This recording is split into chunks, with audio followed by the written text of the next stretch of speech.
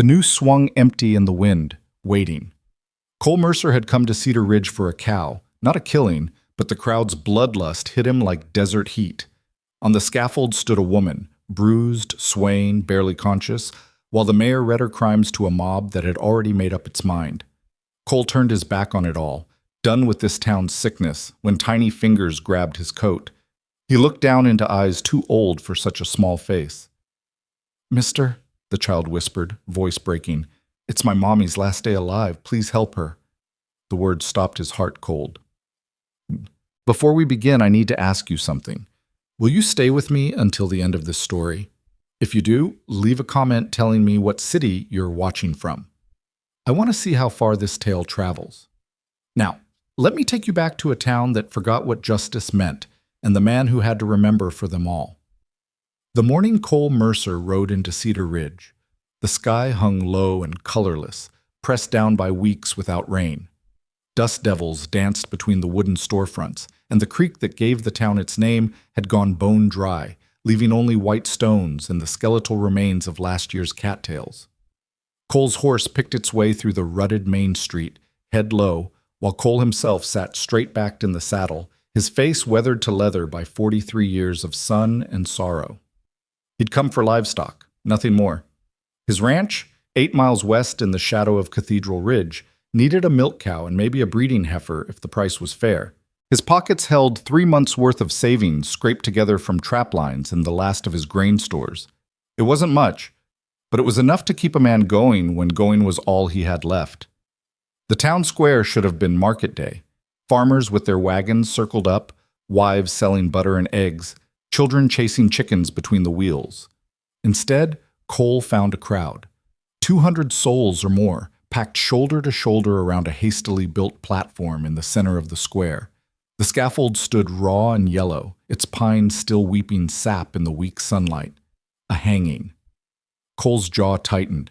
He'd been a lawman once, deputy to Judge Harrison for near on 8 years, and he'd seen enough rope justice to last 3 lifetimes. That life was behind him now, buried with his wife and daughter in the little cemetery plot that overlooked his empty house. These days he kept to himself, spoke to no one, wanted nothing from Cedar Ridge but supplies and solitude. He should have turned his horse around right then. "Make way! Prisoner coming through!" The crowd parted like a wound opening. 2 men in deputy badges, boys really, neither older than 25, dragged a woman between them. She could barely walk. Her feet scraped trenches in the dust, her dark hair hung in matted ropes across her face, and her wrists were bound so tight the rope had cut bloody grooves in her skin. Cole's hand moved instinctively to his hip, finding empty leather where his gun belt used to ride. He'd sold his guns 2 winters back when the hunger got bad enough. Now he wore nothing but a skinning knife on his belt and the weight of old instincts that never quite died. "That's Rosa Vega," as someone near him muttered. "Mexican woman. Came up from the territories 3 years back. Been squatting in the old Kimball place with her bastard daughter." "Killed Henry Kimball, she did," another voice added, this one belonging to a shopkeeper Cole vaguely recognized. "Beat him to death with a fireplace poker, stole 2 head of cattle and tried to run. String her up and be done with it," a woman spat. "We got enough problems without harboring murderers." Cole watched them haul Rosa Vega up the scaffold steps. She stumbled twice, and the second time, one of the young deputies kicked her in the small of her back to keep her moving. A few people in the crowd cheered. Most just watched with the grim satisfaction of folks who'd found someone lower than themselves to look down on. At the top of the platform stood Mayor Charles Harlan, dressed in his Sunday clothes despite it being Thursday. Harlan was a big man, prosperous-looking, with silver hair swept back from a face that was all practiced sympathy. He held a sheet of paper that fluttered in the hot wind. "Good people of Cedar Ridge," Harlan began, his voice carrying across the square with practiced ease. "We are gathered here in the sight of God and law to carry out the sentence of death upon Rosa Maria Vega, convicted by jury in counsel of the murder of Henry Kimball and the theft of property belonging to this community." Rosa lifted her head. Even from 30 yards away, Cole could see the bruises that mottled her face like storm clouds. One eye was swollen completely shut. Her lips were split and crusted with dried blood. She swayed on her feet, and for a moment Cole thought she might faint before they could hang her, which would rob the crowd of its spectacle. Do you have any last words? Harlan asked, his voice dripping with false mercy. Rosa's mouth moved. No sound came out. She tried again, and this time Cole heard it, a whisper that might have been Emma or might have been innocent. It didn't matter, the crowd had already decided. One of the deputies fitted the noose around her neck. The rough hemp scraped against her throat, and she flinched but didn't cry out. Cole noticed her hands were shaking, a fine tremor that ran from her fingertips up her arms. Not fear, he thought. Something else. Sickness, maybe. Cole had seen enough. He didn't know this woman, didn't care about her crimes or her innocence. The world was full of suffering, and he'd stopped believing he could fix any of it the day he buried his family. He turned his horse, ready to leave this ugliness behind and find his cattle elsewhere. That's when he felt the tug on his coat.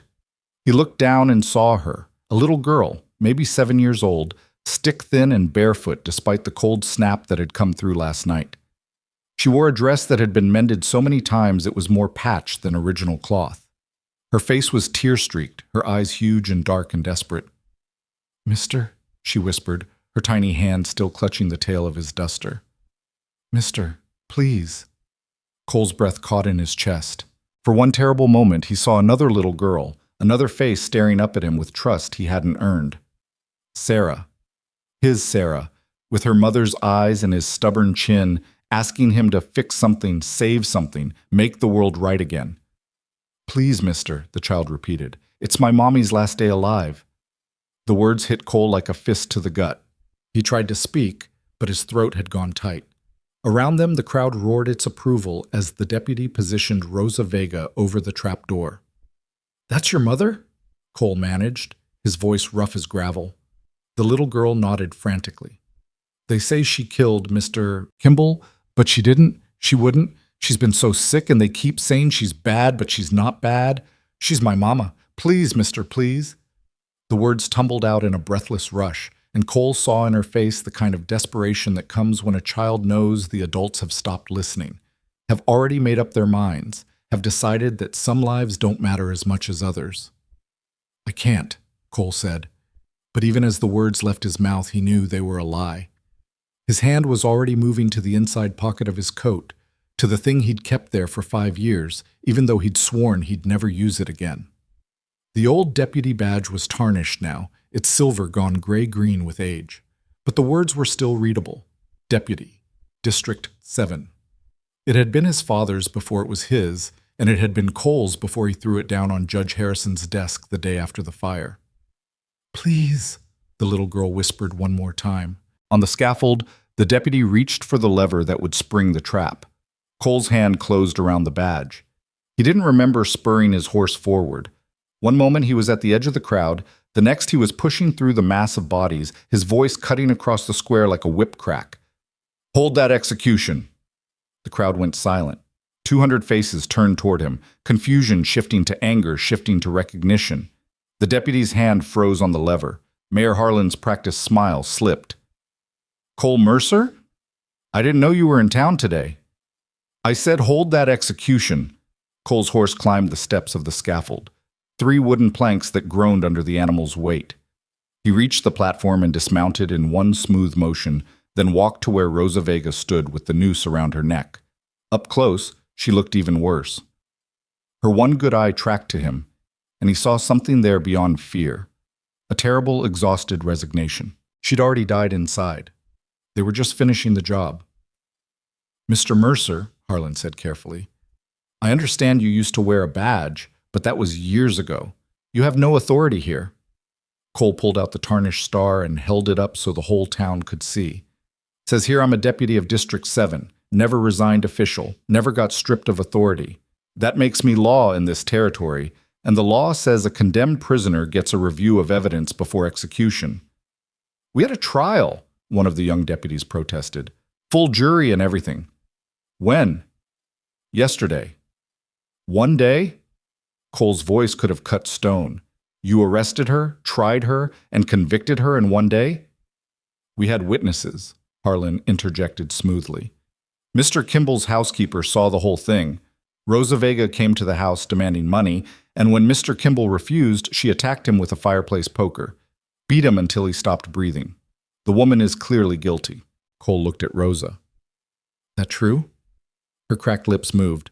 I don't remember. I was there, but everything went dark.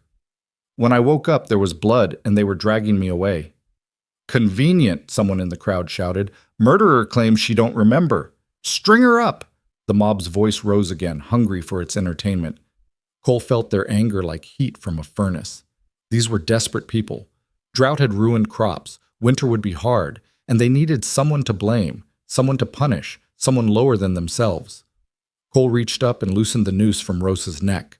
She gasped and nearly fell, but he caught her. She weighed almost nothing. What are you doing? Harlan demanded. My job. Cole lifted Rosa in his arms like a child. She was burning with fever, he realized now. Her skin was hot enough to scorch, and she shook like a leaf in a windstorm. This woman needs a doctor, not a rope. She needs justice. The shout came from somewhere in the crowd. Then she'll get it. Cole's voice rang across the square. But it'll be real justice, not mob vengeance. I'm taking her into protective custody pending a proper investigation. Anyone who's got a problem with that can take it up with the territorial court. He started down the scaffold steps with Rosa in his arms. The crowd parted again, but this time the silence was hostile, thick with barely contained violence.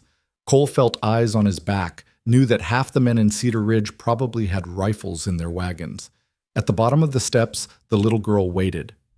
Emma, Rosa had whispered. The child's face was alight with desperate hope. Is my mama okay? She will be, Cole said, though he wasn't sure if he was lying. You come with me, both of you. He set Rosa on his horse, then lifted Emma up behind her. The child wrapped her thin arms around her mother's waist, holding tight. Cole took the reins and began walking, leading his horse through the crowd toward the edge of town. Cole Mercer, Harlan's voice followed him like a curse. You're making a mistake. That woman is a killer, and you're signing your own death warrant by protecting her. Cole didn't turn around. Then I'll die doing the right thing. Been a while since I could say that. He could feel the town's rage like heat on the back of his neck as he led his horse down the main street. No one moved to stop him, not yet, but Cole knew it was only a matter of time. These people wanted blood, and he'd just stolen their sacrifice. The ride to his ranch took 2 hours, the road rough and the sun climbing to its zenith. Rosa drifted in and out of consciousness, sometimes muttering in Spanish, sometimes silent. Emma held her mother and cried quietly, the kind of crying a child learns when crying out loud doesn't help anymore. Cole's ranch sat in a pocket valley between Cathedral Ridge and Widow's Peak, 8 miles of bad road from the nearest neighbor. The house was small, 2 rooms and a loft, with a barn that leaned to one side and a corral fence that needed mending. Cole hadn't bothered with repairs since. The place looked as tired and worn down as he felt. He helped Rosa down from the horse and carried her inside. The house was cold. He'd let the fire die before leaving that morning, but at least it was clean. Some habits died hard. He laid Rosa on his bed, the only real bed in the house, while Emma hovered beside him like a small ghost. Is there firewood? He asked the girl. Emma nodded. I can help. Together they built up the fire in the stone hearth until warmth began to seep back into the room. Cole fetched water from the well and set it to heat, then found clean rags that had once been his wife's good tablecloth. When the water was warm, he handed the rags to Emma. Clean your mother's face, he said gently. I need to look at her wounds. While Emma worked with a carefulness that broke his heart, Cole examined Rosa more closely. The bruises on her face were days old, already yellowing at the edges. But there were fresh marks too, rope burns on her wrists, a gash across her ribs that was starting to fester. Someone had worked her over good, but it was the tremor in her hands that worried him most, and the fever, and the way her breathing came shallow and quick. Mr. Mercer? Emma's voice was small. Call me Cole. Mr. Cole, will they come for her? He should lie, Cole thought. Tell the child everything would be fine, that the law would protect them, that justice would prevail. But he'd never been good at lying, and the child deserved better. Probably, he said, but I won't let them take her, not until we figure out what really happened. She didn't kill Mr. Kimball. Emma's voice was fierce despite her size. Mama doesn't hurt nobody. Mr. Kimball was the one who... She stopped, her face going pale. Who what? Cole prompted gently. Nothing. But the child's eyes slid away from his, and Cole recognized the look. Fear. Someone had taught this little girl to be afraid of the truth. Rosa stirred then, her cracked lips moving. Emma. I'm here, Mama. The girl took her mother's hand. We're safe. This man helped us. Rosa's one good eye opened, focusing on Cole with difficulty. Why? The word came out as a rasp. It was a fair question. Cole didn't have a good answer. Because your daughter looked at me like my daughter used to? Because I'm tired of watching the world grind up the weak? Because I've got nothing left to lose and maybe saving you will finally balance the scales for the ones I couldn't save? Don't know yet, he said instead, but you're here now and I don't let go of things I've taken charge of. That's just how I'm built. Rosa's eye closed again. I'm dying, she whispered. Can feel it. The poison. Cole's breath stopped. What poison? The tea. Her words came slower now, consciousness slipping away again. Mayor Harlan brought me tea every day, said he was being kind to the poor widow. After a week, I started to forget things, started seeing dark spots. Hands won't stop shaking. Her voice trailed off into silence. Cole stood frozen, his mind working through the implications. If Rosa had been poisoned, slowly, deliberately poisoned, then nothing about this made sense. You didn't poison someone you planned to frame for murder, unless you needed them confused, disoriented, unable to defend themselves or remember clearly.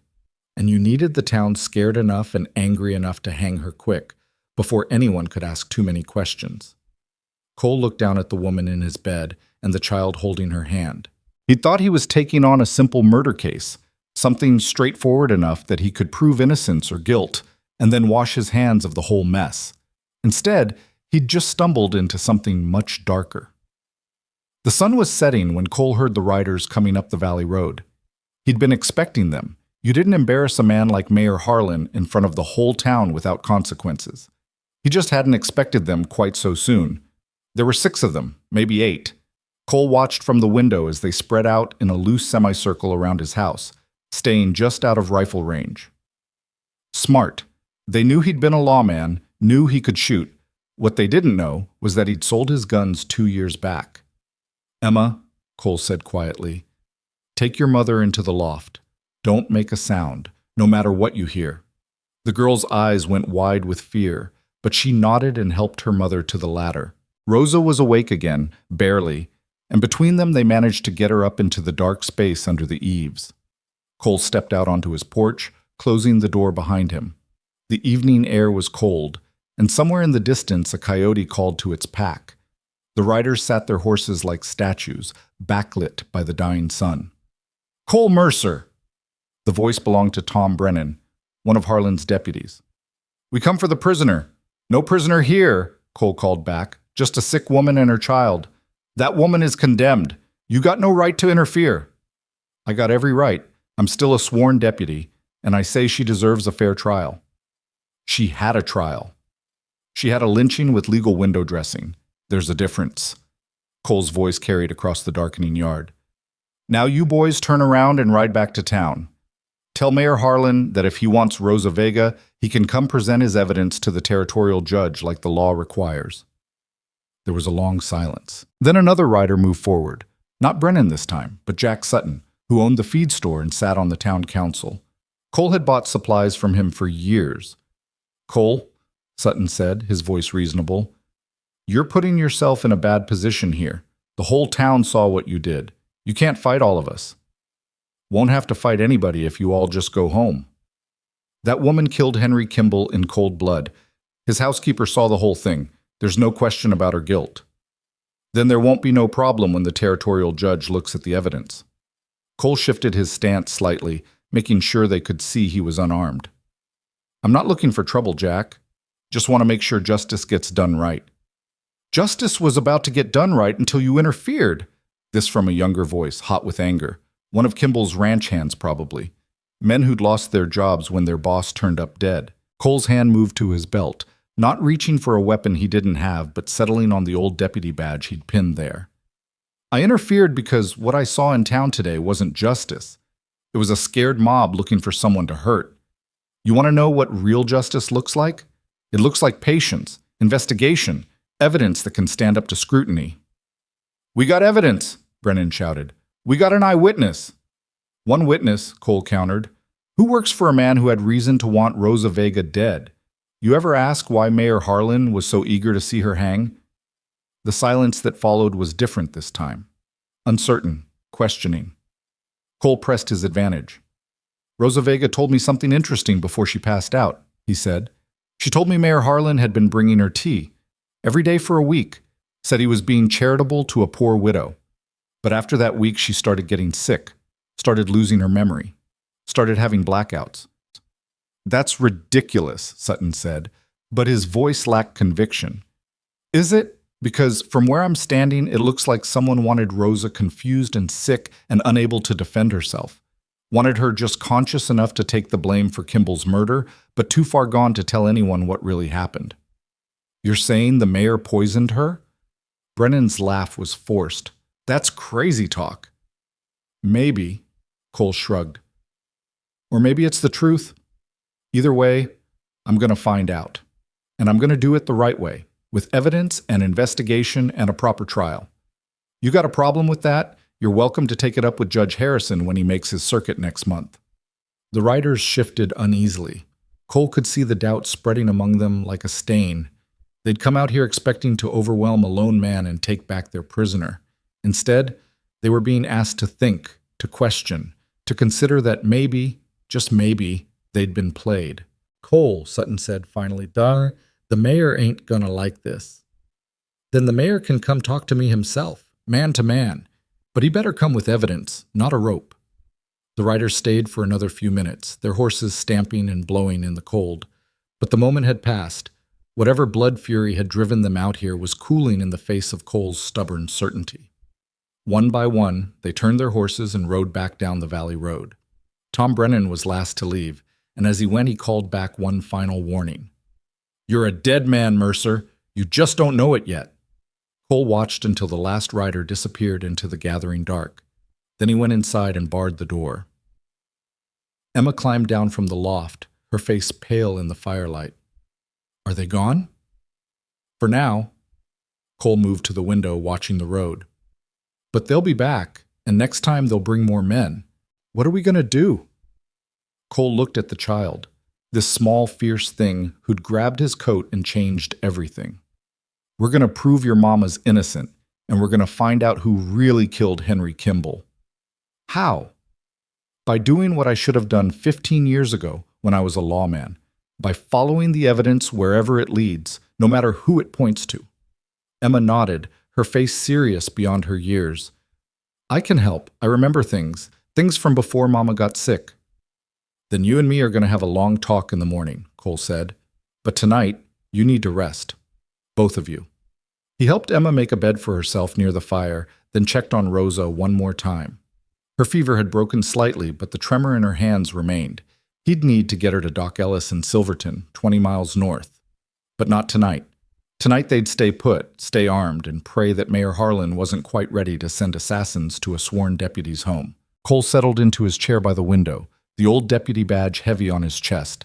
Outside, the coyotes sang to the stars, and the wind carried the scent of coming snow. Somewhere in Cedar Ridge, a guilty man was probably sleeping soundly in his comfortable bed, confident that his sins would stay buried. But Cole Mercer had pulled on his badge again after 5 years, and that meant something. It meant he'd see this through to the end, whatever that end might be. It meant he'd stand between this woman and child and the mob's hunger for blood. It meant he'd finally stopped running from the ghosts of his past and started fighting back. He just hoped he remembered how. In the loft above, Rosa whispered in her fever dreams, fragments in Spanish and English, pieces of memory that Cole couldn't quite catch. But one phrase came through clear as a bell, repeated over and over like a prayer or a curse. He said I could trust him. He said he would help us. He brought me tea and kindness and death. Cole's jaw tightened. In the morning, he would start asking questions. He would find witnesses, track evidence, piece together what really happened in Henry Kimball's house 3 days ago. He would follow the trail until it led him to the truth. And if that truth pointed to Mayor Charles Harlan, to a man who'd poisoned a widow, framed her for murder, and nearly hanged her in front of her child, then Cole would see him brought to justice if it was the last thing he ever did. The night deepened. The fire burned low.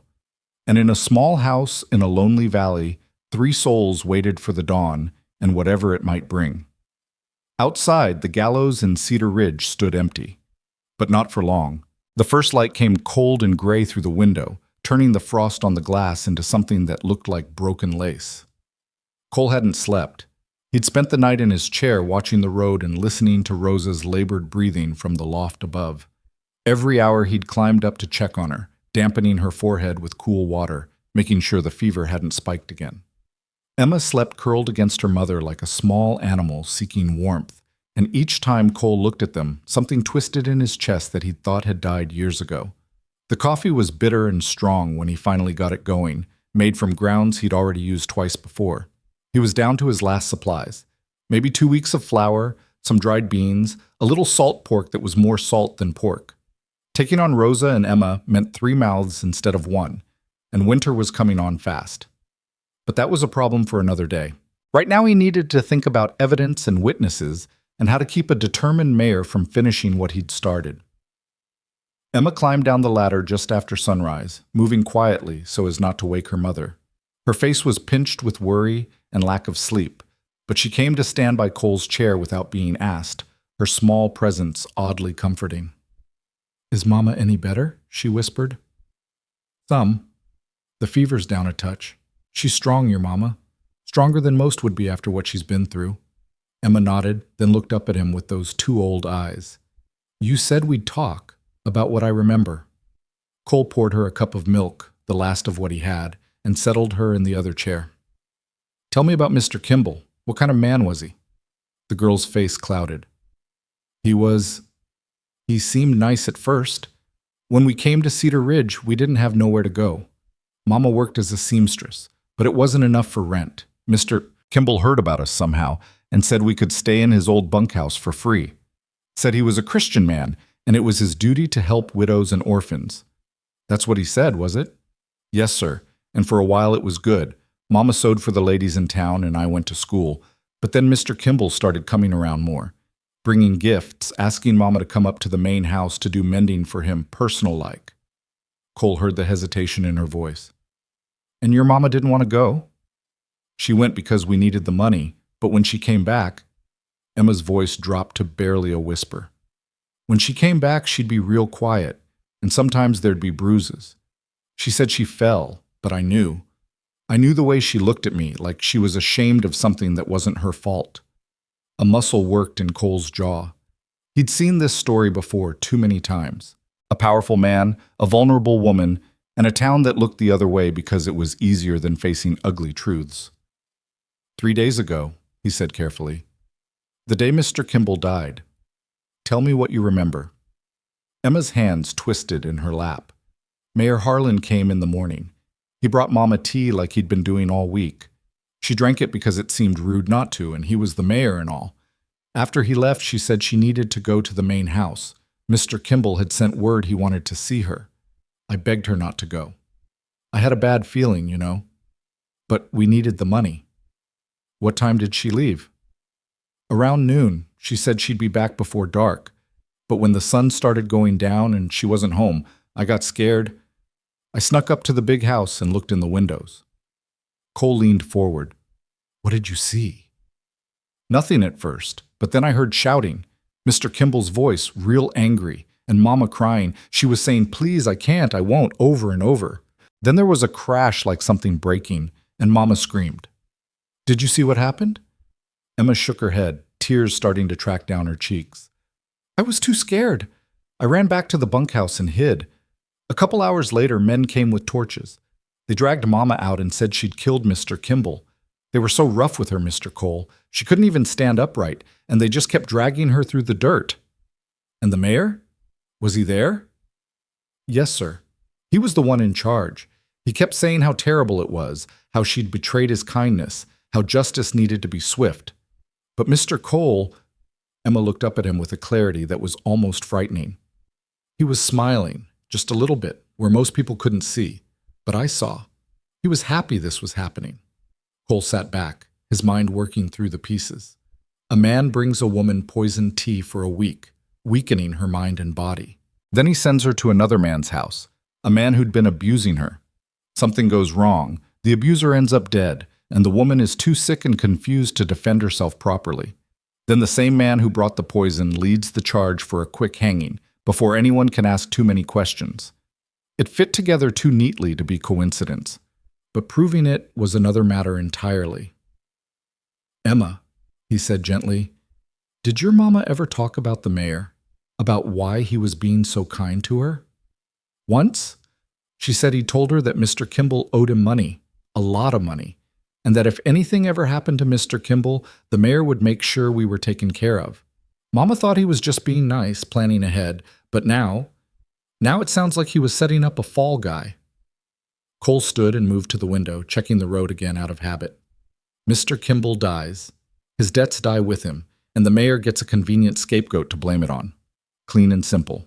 "But Mama didn't do it," Emma said fiercely. "Even if she was sick and confused, she wouldn't kill nobody. She's not like that." "I believe you, little one. But believing and proving are two different animals." A sound from the loft made them both look up. Rosa was awake, her voice rough but stronger than last night. "Water, please." Cole climbed the ladder with a cup, helping her sit up enough to drink. In the morning light, he could see her more clearly. She was younger than he'd first thought, maybe 30 at most, with fine features that would have been pretty if half her face wasn't bruised to hell. Her hand still shook as she held the cup, but her one good eye focused on him with sharp intelligence. "You're the man from the gallows," she said. "Cole Mercer. And before you thank me, you should know I'm not sure yet if I did you a favor. The whole town wants you dead, and I've just made myself the target standing between you and them." "Then why did you do it?" Cole looked down at Emma, who'd followed him up the ladder and now sat holding her mother's hand. "Because your daughter asked me to. And because I've spent 5 years running from everything that mattered. Figured it was time to stop." Rosa's eye closed briefly, and when it opened again, there were tears tracking down through the bruises. "I didn't kill him. I swear on my daughter's life, I didn't kill Henry Kimball. Tell me what you do remember." She took a shaky breath. "I'd been feeling wrong for days, dizzy, forgetful. My hands wouldn't stop shaking. The mayor said it was just the stress of poverty, that I needed to eat better. He brought me tea with honey, said it would help settle my nerves." "Did the sickness start before or after he brought the tea?" Rosa's brow furrowed. "After, I think." "Yes, after. The first cup he brought, I felt strange within the hour, but I don't know what I thought, that I was just tired." "Go on." Mr. Kimball, sent word he needed to see me. I went to the main house like always, but this time was different. He'd been drinking, I could smell it, and he was angry about something. He started talking about how ungrateful I was, how he'd given me a place to live, and I'd given him nothing in return. Her voice broke. Cole waited, giving her time. He grabbed me, tore my dress.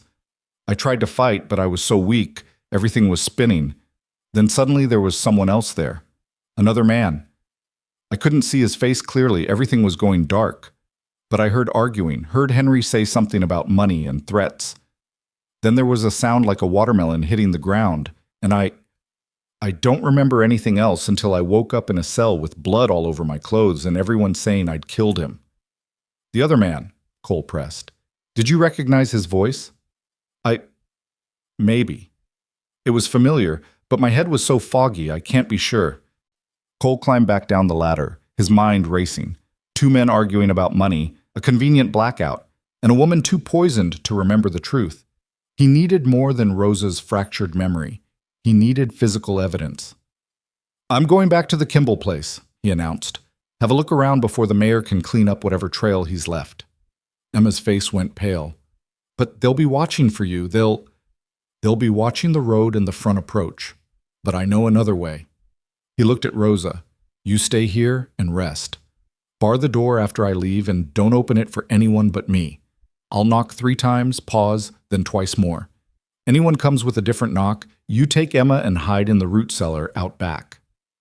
"Mr. Mercer," Rosa said softly, "why are you doing this? You don't know us. You don't owe us anything." Cole pulled on his coat and settled his hat. "Maybe not, but I owe something to myself. Been walking around like a dead man for 5 years. Your daughter reminded me I'm still breathing, and breathing men have obligations." He was out the door before Rosa could respond, taking the back trail that wound through the pine forest toward the Kimball Ranch. It was a hard 3-hour walk, steep and cold, but it would bring him up behind the property where no one would be watching. The morning sun climbed higher, burning off the frost but bringing no warmth. Cole's breath steamed in the air, and his bad knee, the one that had taken a bullet back in his lawman days, ached with the cold. The Kimball place sat on 200 acres of good grazing land, with a main house that was too big for one man and a collection of outbuildings that spoke of better days when the ranch had been prosperous.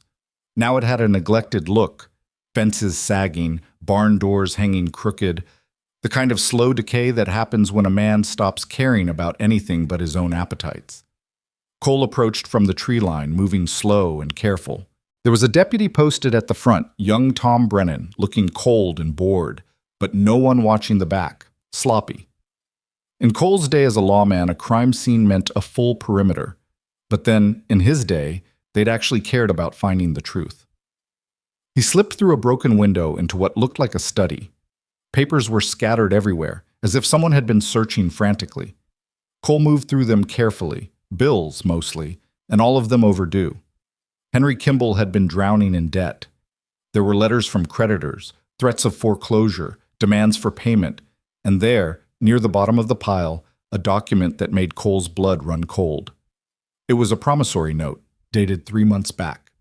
Henry Kimball had borrowed $5,000 from Charles Harlan to cover gambling debts. The note specified repayment within 90 days, with Kimball's ranch as collateral in case of default. The 90 days were up tomorrow. Cole folded the note and tucked it inside his coat. Then he moved deeper into the house, toward the parlor where Kimball had died. Someone had cleaned up some, but not well. There were still dark stains on the floorboards where blood had pooled. The fireplace poker lay on the mantel, cleaned, but Cole could see traces of rust-colored residue in the decorative grooves. He examined the poker carefully, then set it aside. It was too light, too flimsy. A woman Rosa's size, weakened by poison, couldn't have generated enough force with that poker to kill a man Kimball's size with a single blow. But a strong man could have. Cole circled the room, looking for anything the deputies might have missed. Under an overturned chair, he found it, a belt, fine leather, with a distinctive snakehead buckle done in silver. The belt was too expensive for a ranch hand, too fancy for a farmer. It was the kind of thing a prosperous man might wear, a man like a mayor. He picked it up, feeling the quality of the leather. There was a dark stain on one edge that might have been blood, and when he looked at the silver snake more closely, he saw 2 tiny initials engraved on the underside, C.H. Charles Harlan. The front door opened. Cole froze, then moved quickly behind a heavy curtain as voices filled the house. "I don't care what Mercer thinks he's doing," Mayor Harlan was saying. "That woman hangs, and she hangs soon. Every day she's alive is another day people might start asking questions." "But boss," another voice, Tom Brennan, whined nervously. "Mercer's got the badge. The old judge will back him up if this gets to territorial court." "Then we make sure it doesn't get to court." Harlan's voice was cold. "Send word to the boys. I want 50 men ready to ride at sundown. We're going to pay Mr. Mercer a visit and finish what we started." "You want us to kill a deputy?" "I want you to recover a prisoner who escaped lawful execution. If the deputy gets in the way, well, accidents happen, especially to men living alone in isolated places." There was a pause. "And make sure the fire burns hot enough that there's nothing left to question afterward." Cole's hand went instinctively to where his gun should have been, finding only empty leather. Behind the curtain, he barely breathed, counting the seconds until they left. "What about the kid?" Brennan asked. "What about her?" "She's just a little girl. She don't deserve—" "She's a witness," Harlan cut him off. "And witnesses can be problematic. You got a problem with that, Tom. You can step aside and let someone else handle this." Silence. Then quietly, "No, sir. No problem." Their footsteps retreated. Cole waited 5 full minutes before he moved, making sure they were truly gone. His heart was pounding, but not with fear, with rage. This man, this mayor who smiled and made speeches about justice, was planning to murder a child to cover his crimes. Cole slipped out the same window he'd entered, the belt and promissory note tucked safely in his coat. He had evidence now. Not enough for a conviction, maybe, but enough to make people think twice, enough to buy time. But time was running out. Harlan was moving faster than Cole had expected, and now there was a deadline, sundown. That gave him maybe 8 hours to gather more proof, get word to someone who could help, and somehow fortify his ranch against 50 armed men. He ran most of the way back, his bad knee screaming protest, but his body remembering how to push through pain. By the time he reached his valley, the sun was high, and his lungs burned with cold air. Emma had the door barred like he'd told her. She opened it at his special knock, her face flooding with relief when she saw him. "Did you find anything?"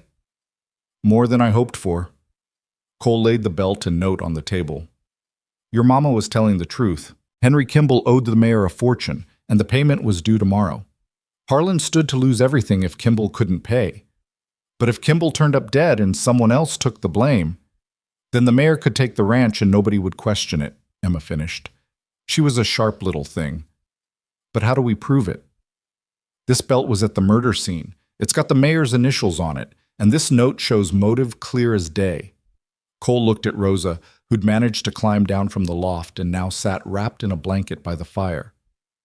"The question is, what do we do with it?" "Take it to the territorial marshal," Rosa said. "Show him the evidence."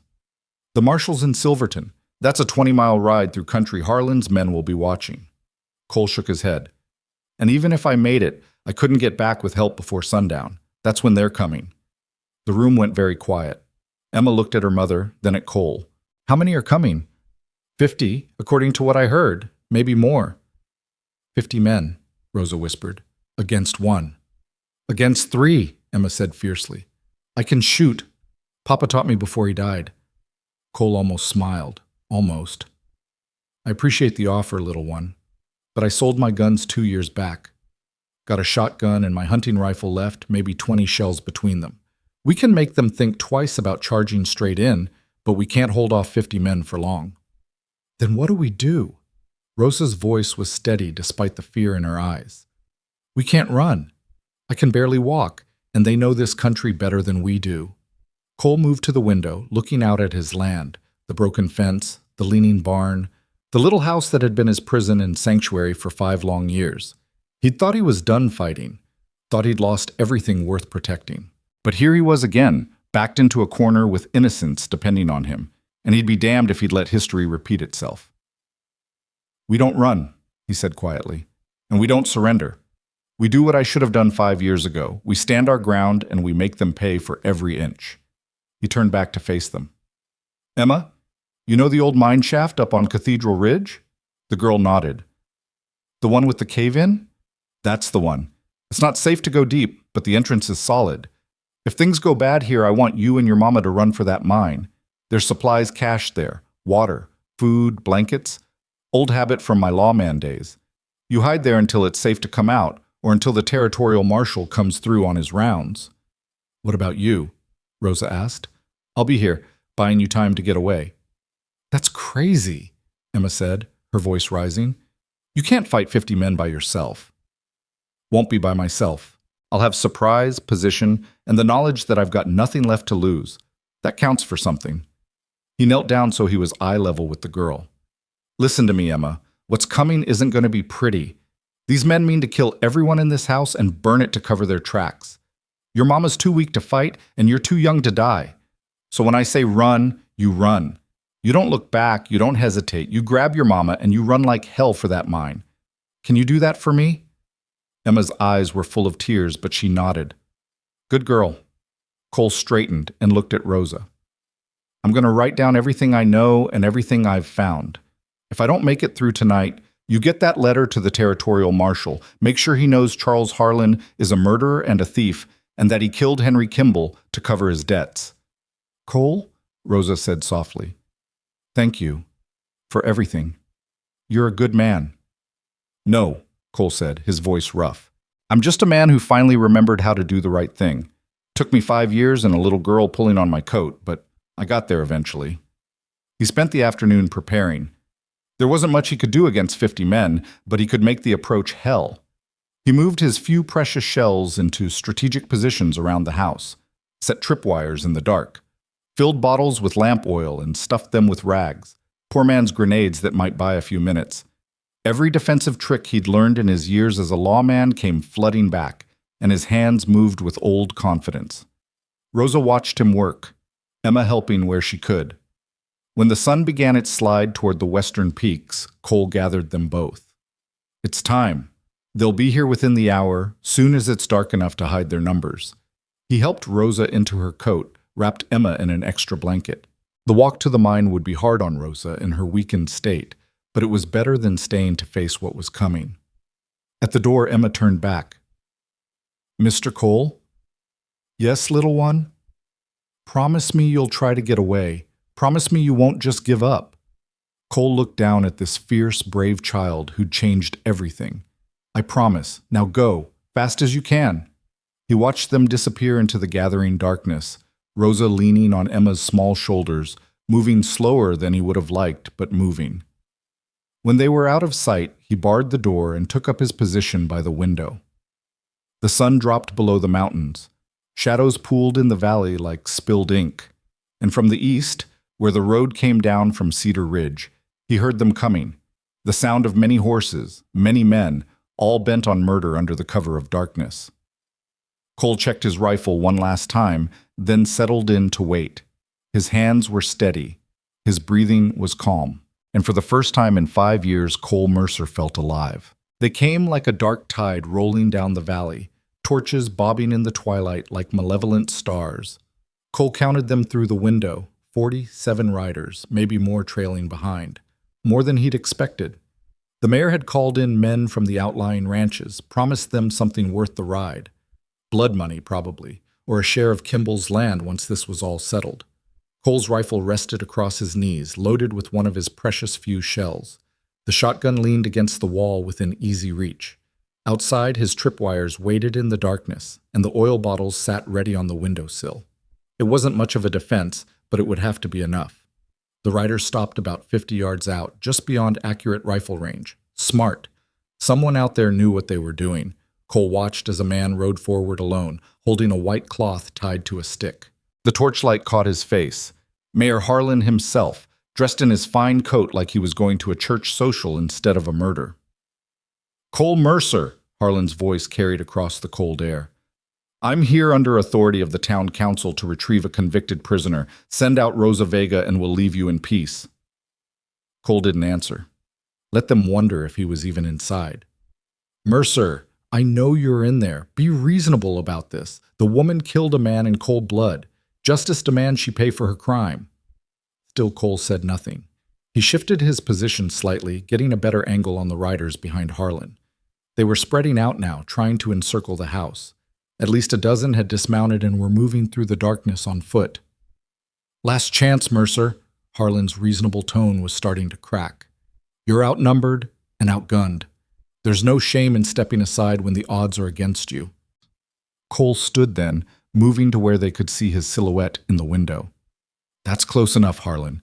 You and your men turn around and ride back to town. You know I can't do that.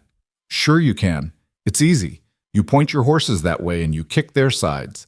They'll figure out the rest. A ripple of nervous laughter ran through the assembled men. Harlan's face darkened. You're protecting a murderess. A woman who beat Henry Kimball to death with a fireplace poker. That's interesting, Cole called back. Because I was at the crime scene today. Had a good look around. You know what I found? The silence that followed was thick enough to cut. I found a belt. Real nice leather, silver snake buckle. Got the initials CH engraved on it. Now, I wonder whose belt that might be. Even in the dim light, Cole could see Harlan's hand move instinctively to his waist. The mayor wasn't wearing a belt. Probably hadn't even realized he'd lost it in the struggle with Kimball. I also found a promissory note, Cole continued. $5,000, payment due tomorrow. That's a lot of money for a rancher to owe a mayor. Makes a man wonder what might happen if that rancher couldn't pay. Makes a man wonder if maybe the mayor might want to arrange for that debt to disappear along with the debtor. That's slander, Harlan said, but his voice had lost its confidence. It's truth, and I've got the evidence to prove it. That belt puts you at the murder scene, Harlan, and that note gives you motive clear as day. You killed Henry Kimball, then you poisoned Rosa Vega and set her up to take the fall. How long had you been planning it? How many cups of poisoned tea did it take before she was confused enough to be your patsy? Some of the riders were muttering now, looking at each other uncertainly. Cole pressed his advantage. You all came out here thinking you were serving justice, but you're not. You're helping a murderer cover his tracks. Every man here who pulls a trigger tonight becomes an accomplice to murder. Is that what you want? Is that what you're willing to hang for? He's lying, Harlan shouted, wheeling his horse to face his men. Trying to save his own skin by making wild accusations. Don't listen to him. Then let's take it to the territorial judge, Cole called out. Let's lay out the evidence and see what he says.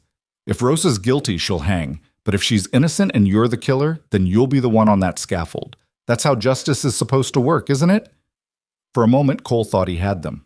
Several riders were already turning their horses, doubt written clear on their faces. But then Harlan pulled his pistol and fired 3 shots in the air. That man is harboring a convicted murderer. The council gave you all the authority you need. Now burn him out. The men who'd been wavering suddenly had a choice to make. Defy the mayor and face the consequences later, or follow orders and live with what they'd done. Most chose the path of least resistance. That's what most men did when the hour got dark. The first bullet shattered the window glass above Cole's head. He dropped low, then brought his rifle up and fired once at the nearest torch. The man holding it screamed and dropped it, clutching his shoulder. The torch fell into dry grass and sputtered out. Next man who raises a weapon dies, Cole shouted. I'm a sworn deputy and you're attacking a lawman in his home. That's a hanging offense for every last one of you. But they were committed now. Blood was in the water, and Harlan was screaming orders. Men ran forward with torches, aiming for the barn first. Cole fired again, missed, worked the bolt, and fired a third time. This bullet found its mark. A man went down clutching his leg, and his companions dragged him back. The barn caught fast, old dry wood going up like kindling. Flames licked 20 feet into the black sky, turning night into hellish day. By that light, Cole could see them all now. Men he'd bought supplies from, men whose children he'd seen at the schoolhouse, men who were about to murder him because it was easier than standing up to power. They rushed the house from 3 sides at once. Cole grabbed the shotgun and fired both barrels through the front door, heard screams, then fell back to the second window. His rifle cracked again and again until the magazine ran dry. He was down to maybe 6 shells left, and there were still 30 men out there. One of his tripwires caught 3 men at once, sending them sprawling. Another stumbled over the wire and discharged his weapon into his own foot. Small victories, but they wouldn't be enough. The first oil bottle sailed through the broken window, trailing flame. Cole caught it before it hit the floor and threw it back out. It exploded against a rider's chest, and suddenly man and horse were screaming, wreathed in fire. The sight of it stopped the charge cold. Men fell back, beating at sparks on their clothes. Jesus Christ, someone shouted. He's crazy! He's a dead man, Harlan screamed. All of you, forward! There's only one of him. But one man who knew what he was doing was worth more than 40 men who'd never faced real violence. Cole kept moving, kept shooting, using every trick he'd learned in 20 years of hard living.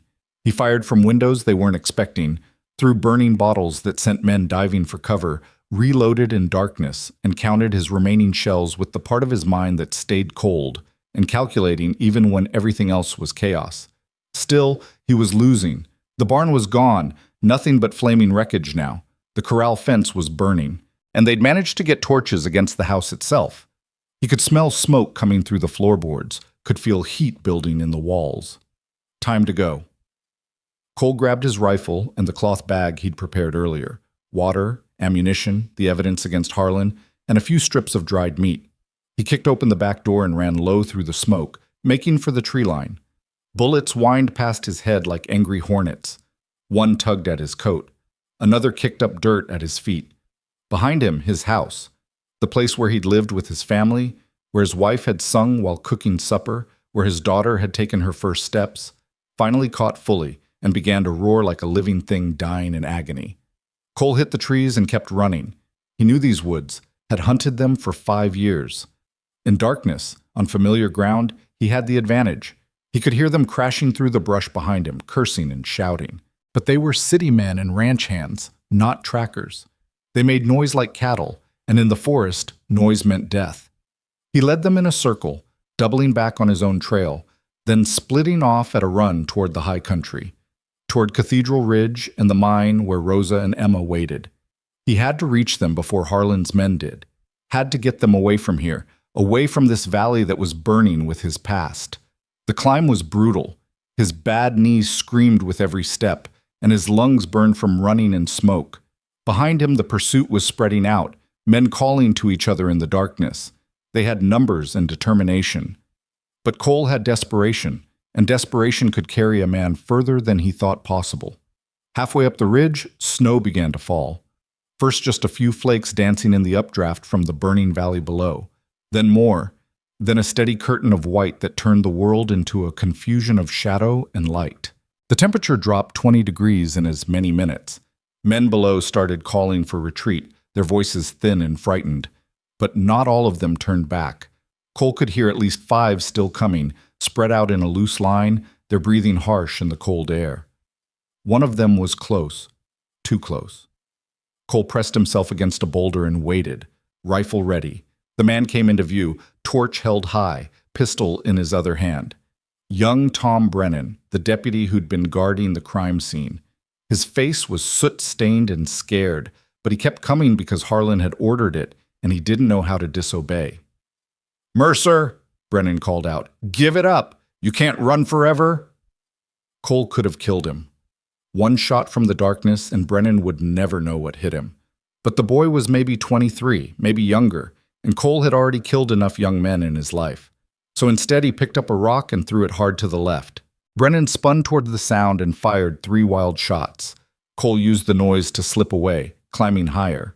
The mine entrance appeared out of the swirling snow like a mouth in the mountainside. Cole paused, listening. No sound from inside. He whistled softly, 3 short, 2 long, the signal he'd taught Emma.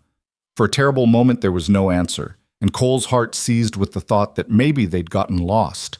Maybe Rosa had collapsed. Maybe. Then Emma's whistle came back, perfect and clear.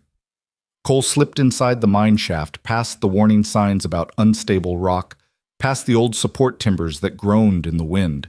20 yards in, the shaft opened into a small chamber where he'd cached his supplies years ago. Emma and Rosa huddled there, wrapped in blankets, illuminated by a single candle that sent their shadows dancing across the stone walls. "Mr. Cole!" Emma threw herself at him. He caught her, held her for just a moment before gently pushing her back. "We need to move deeper," he said quietly. "They're still coming." Rosa struggled to her feet, leaning heavily on the rock wall. She looked worse than ever. The climb had cost her what little strength she'd regained, but her eyes were fierce and determined. "How many?" 5, maybe 6 still tracking us. The rest turned back when the snow hit. But Harlan won't give up. He's got too much to lose. "Then we make our stand here," Rosa said. "I'm done running." "Can't stand here.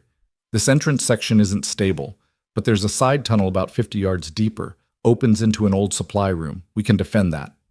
He helped Rosa deeper into the mine, Emma carrying the candle ahead of them. The darkness pressed in like a living thing, and the air tasted of old stone and ancient water. Cole counted his steps, remembering the layout from when he'd explored this place years ago. They'd just reached the supply room when he heard voices at the mine entrance. "Fresh tracks in the snow! They went in here! Are you crazy? The sign says this place is ready to collapse." "Do I look like I care about a goddamn sign? Harlan wants them dead, and I ain't going back without something to show for tonight." Cole settled Rosa and Emma in the deepest corner of the supply room, then took up position where the side tunnel met the main shaft. His rifle was down to 3 shells. 3 shots to stop 5 men. The arithmetic didn't work in his favor. Light appeared in the main shaft, torches bobbing closer. Cole aimed carefully, sighting on the lead torch. If he could take out their light, they'd be stumbling blind in a place where one wrong step could mean death. His finger tightened on the trigger. Then the mountain spoke. It started as a rumble, deep and low, like distant thunder trapped in stone. Dust drifted down from the ceiling. The torches wavered as the men stopped, sudden fear in their voices. What the hell was that? The whole goddamn mountain's coming down. The rumble grew louder. Timbers groaned and cracked. Somewhere deeper in the mine, rock was shifting, settling, beginning the slow collapse that the warning signs had promised for years. The men with the torches turned and ran, their courage evaporating in the face of something they couldn't shoot or threaten. Cole waited, hardly breathing. The rumble continued for another 30 seconds, then slowly faded. Small stones continued to patter down from cracks in the ceiling, but the major collapse, if there was going to be one, hadn't happened yet. Is it over? Emma whispered from the darkness. For now. Cole lowered his rifle. But we can't stay here much longer. This whole section is unstable. Then where do we go? Rosa's voice was weak. Back down the mountain, they'll be waiting. Deeper into the mine we might get trapped. Cole thought fast. There was another way out of this mine. A ventilation shaft that opened on the north face of the ridge, 200 yards of crawling through tight spaces where a man could barely fit. He'd explored it once, years ago, but never tried to climb it. With Rosa in her current condition, it would be nearly impossible. But nearly impossible beat certain death. There's another exit, he said. It's going to be rough, and you're going to have to trust me. Can you do that? Emma nodded immediately. Rosa took longer, studying his face in the candlelight. Finally, she nodded too. You've kept us alive this long. I suppose we can trust you a little longer. They gathered what they could carry, one blanket, the water, Cole's bag of evidence. Everything else got left behind. Cole led them deeper into the mine, past chambers filled with old equipment and rusted rails, past places where the floor dropped away into darkness that smelled of cold earth and forgotten time. The ventilation shaft was exactly where he remembered it, a vertical chimney, maybe 3 feet across, cut through solid rock. Looking up, Cole could see stars through the opening far above. The distance looked impossible. You're joking, Rosa said when she saw it. I'm not. It's this, or we wait here until Harlan works up the courage to come back with more men. I can't climb that. I can barely stand. Cole pulled rope from his bag, another item he'd cached here years ago. You don't have to climb. I'll pull you. That's insane. Probably, but it's all we've got. He went first, testing each handhold, making sure the shaft was still sound. The rock was rough and cold, biting into his fingers even through his gloves. 20 feet up, he found a natural ledge and secured his rope. Then he climbed back down. Emma first. Tie this around your waist, and when I pull, you use your hands and feet to keep yourself steady against the walls. Can you do that? The girl looked terrified but nodded. Cole hauled her up hand over hand, his arms burning with the effort. She was light, but the angle was awkward, and twice he nearly lost his grip. When he got her to the ledge, he tied off the rope and climbed up beside her. Stay here. I'm going back for your mama. Rosa was harder. She'd tied the rope around her chest, but she was dead weight, unable to help with the climb. Cole pulled until his shoulders screamed, until his hands bled through his gloves, until he thought his arms would tear from their sockets. Inch by inch, she rose through the darkness. He was halfway up with her when he heard voices again in the mine below. They'd come back. Harlan driving them forward with threats and promises. Torchlight flickered in the main shaft. Faster, Rosa gasped. Leave me if you have to. Not a chance. Cole gritted his teeth and pulled harder. His vision started to gray at the edges from effort. The rope bit into his torn hands. But he didn't stop, didn't slow, didn't let go. He got Rosa to the ledge just as the first torch appeared in the chamber below. Someone shouted. They'd been spotted. A gunshot cracked, and the bullet whined off stone near Cole's head. Climb, he shouted at Emma. All the way to the top, fast as you can. The girl started scrambling up the shaft like a mountain goat, finding handholds that shouldn't exist, moving with the fearless grace of the young. Cole tied a loop in the rope and put it around Rosa's waist again, then started climbing with her weight hanging below him. More shots from below, but the angle was bad and the darkness was nearly complete. They were shooting at sounds more than targets. Still, bullets ricocheted through the shaft, filling the air with rock splinters and the smell of hot metal. Cole's hand found the next hold, and the next. His mind had gone to some distant place where there was no pain, no fear, just movement. Up, always up, toward the stars and the cold air and the promise of survival. Emma reached the top and called down encouragement. Cole could see the opening now, maybe 30 feet above. His arms were numb, his bad knee had locked up completely. But he kept climbing, dragging Rosa with him, and when his hand finally closed on the rim of the shaft and cold wind hit his face, he wanted to weep with relief. Emma helped pull her mother out, and together they dragged her away from the opening. Below, the voices were getting closer. Someone was starting up the shaft. Cole looked around desperately and found what he needed. A boulder, roughly the size of a man's torso, balanced precariously near the shaft's edge. He put his back against it and shoved. The boulder resisted, then suddenly rolled, gathering speed as it toppled into the ventilation shaft. Cole heard it hit the walls going down, heard it hit something soft that screamed, heard the crash as it hit bottom. The screaming stopped. The voices below grew frantic, then faded as the survivors retreated. Cole collapsed beside Rosa and Emma, all three of them gasping in the thin mountain air. They were on the north face of Cathedral Ridge, 2,000 feet above the valley floor. Below them, Cole could see the orange glow of his burning ranch. Beyond that, the scattered lights of Cedar Ridge, where comfortable people slept in warm beds and told themselves that justice had been served. Snow fell harder now, beginning to cover their tracks. That was good. They needed every advantage they could get. Because Harlan would be regrouping, getting more men, preparing for another try. And Cole was down to his last 2 bullets and his last reserves of strength. But they were alive, all 3 of them. And sometimes alive was all you got to claim as a victory. Now what? Emma asked, her teeth chattering from cold and shock.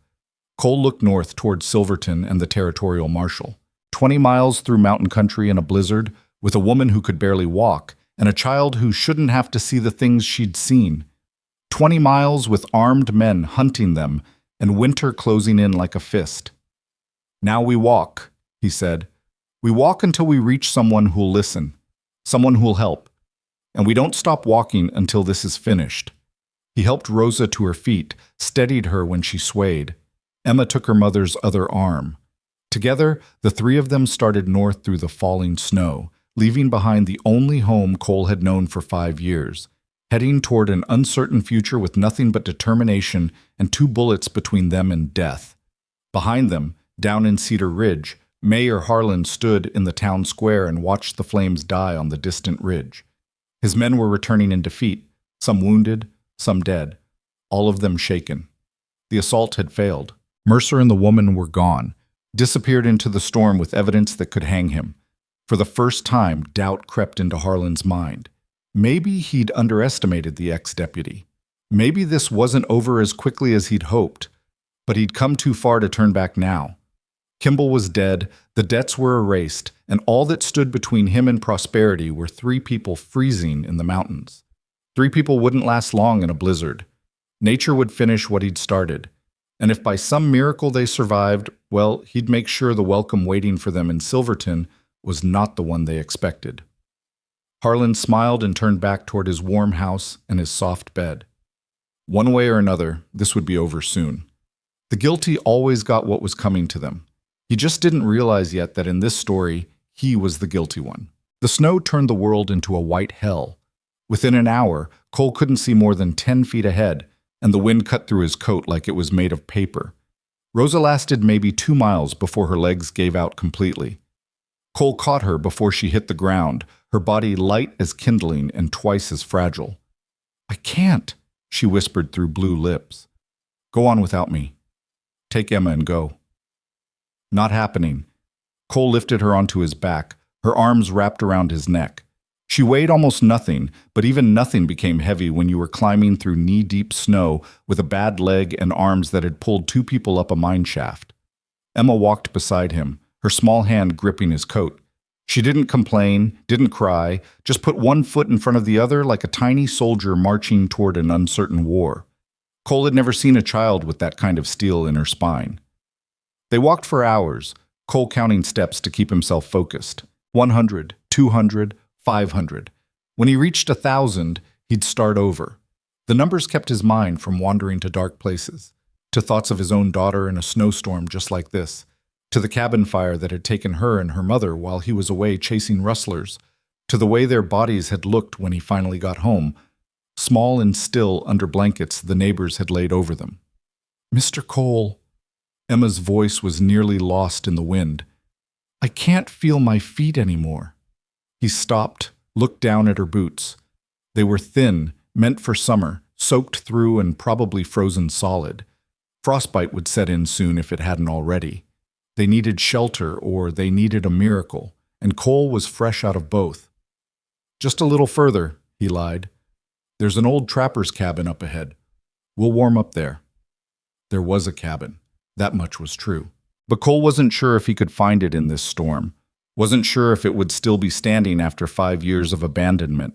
Still, it was something to aim for, and hope was better than nothing when you were dying by inches in the high country. Rosa's breathing had gone shallow against his neck. He could feel her heartbeat, fast and weak, like a bird dying in winter. The poison Harlan had fed her was still working its way through her system, and the cold and exertion were pushing her body past its limits. "Stay with me," Cole murmured. "You don't get to quit now. Not after everything we've been through." No response.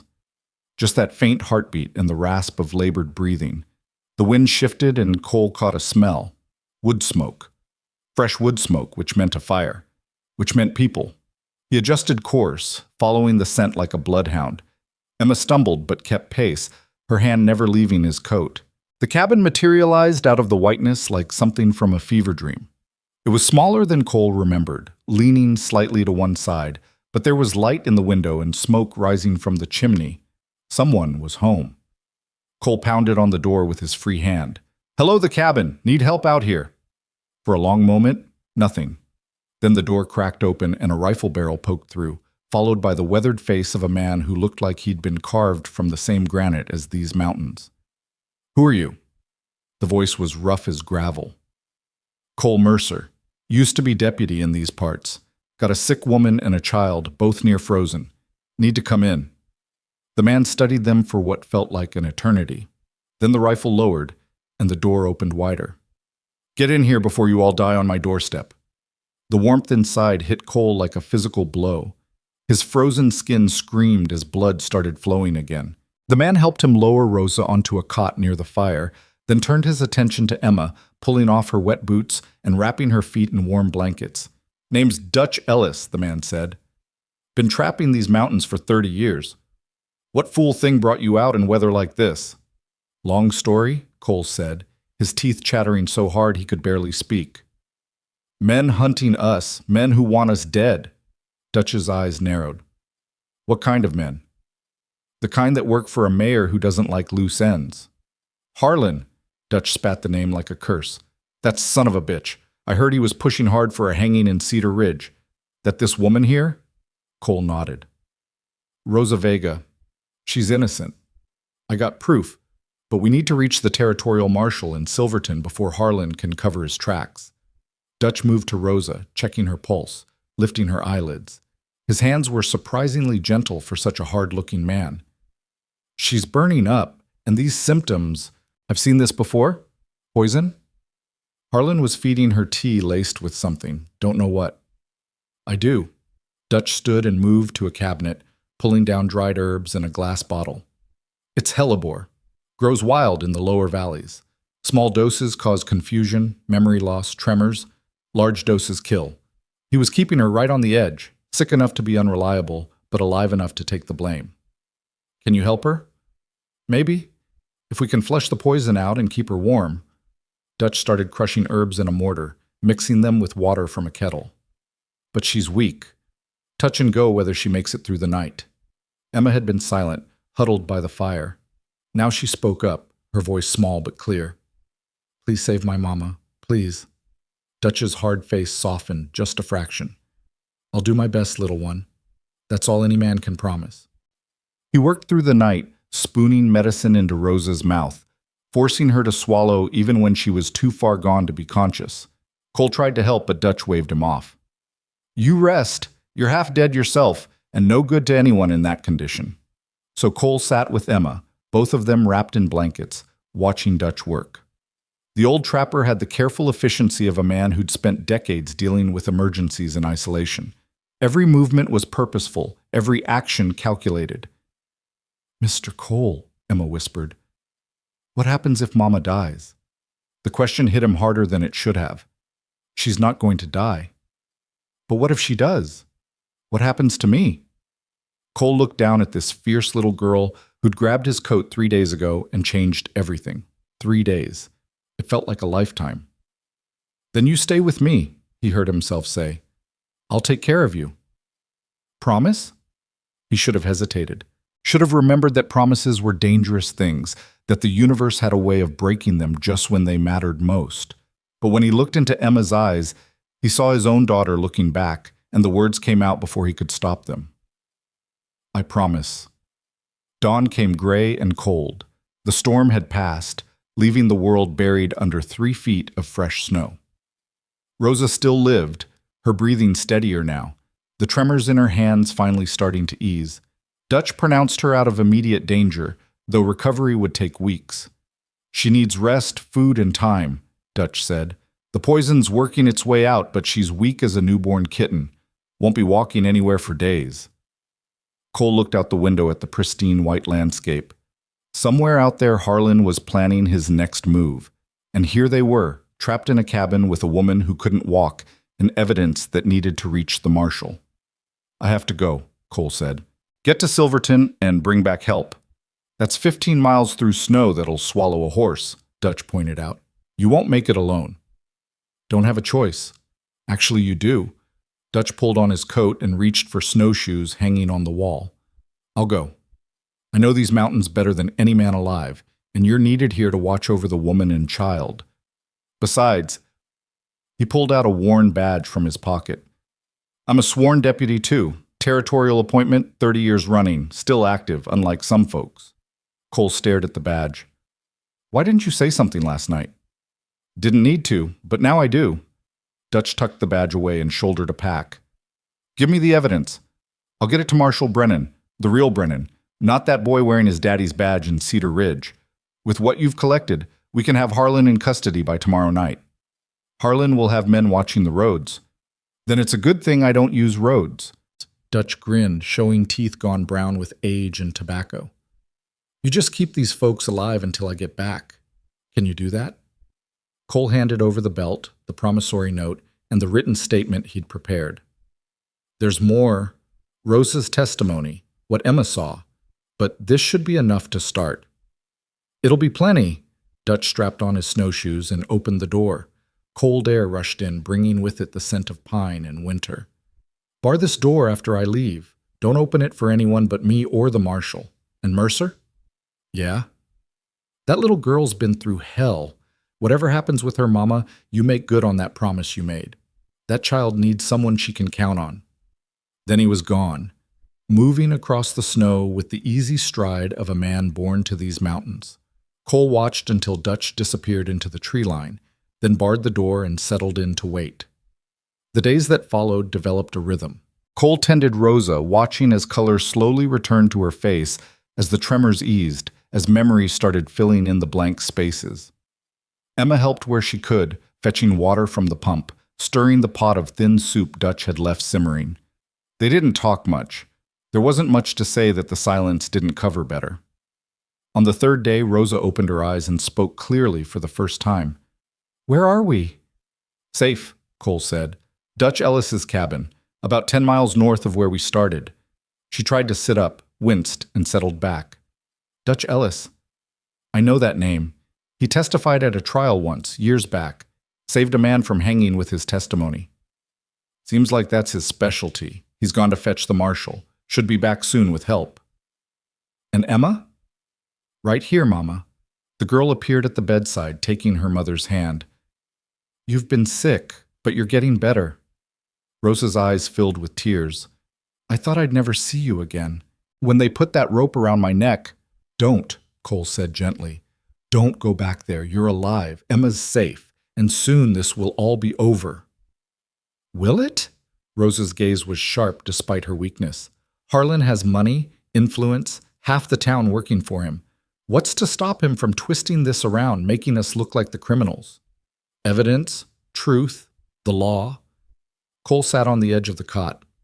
I know the law's failed you before, failed you bad, but Dutch is bringing back a real lawman, one who can't be bought or intimidated. Once Marshal Brennan sees what we've got, Harlan's finished.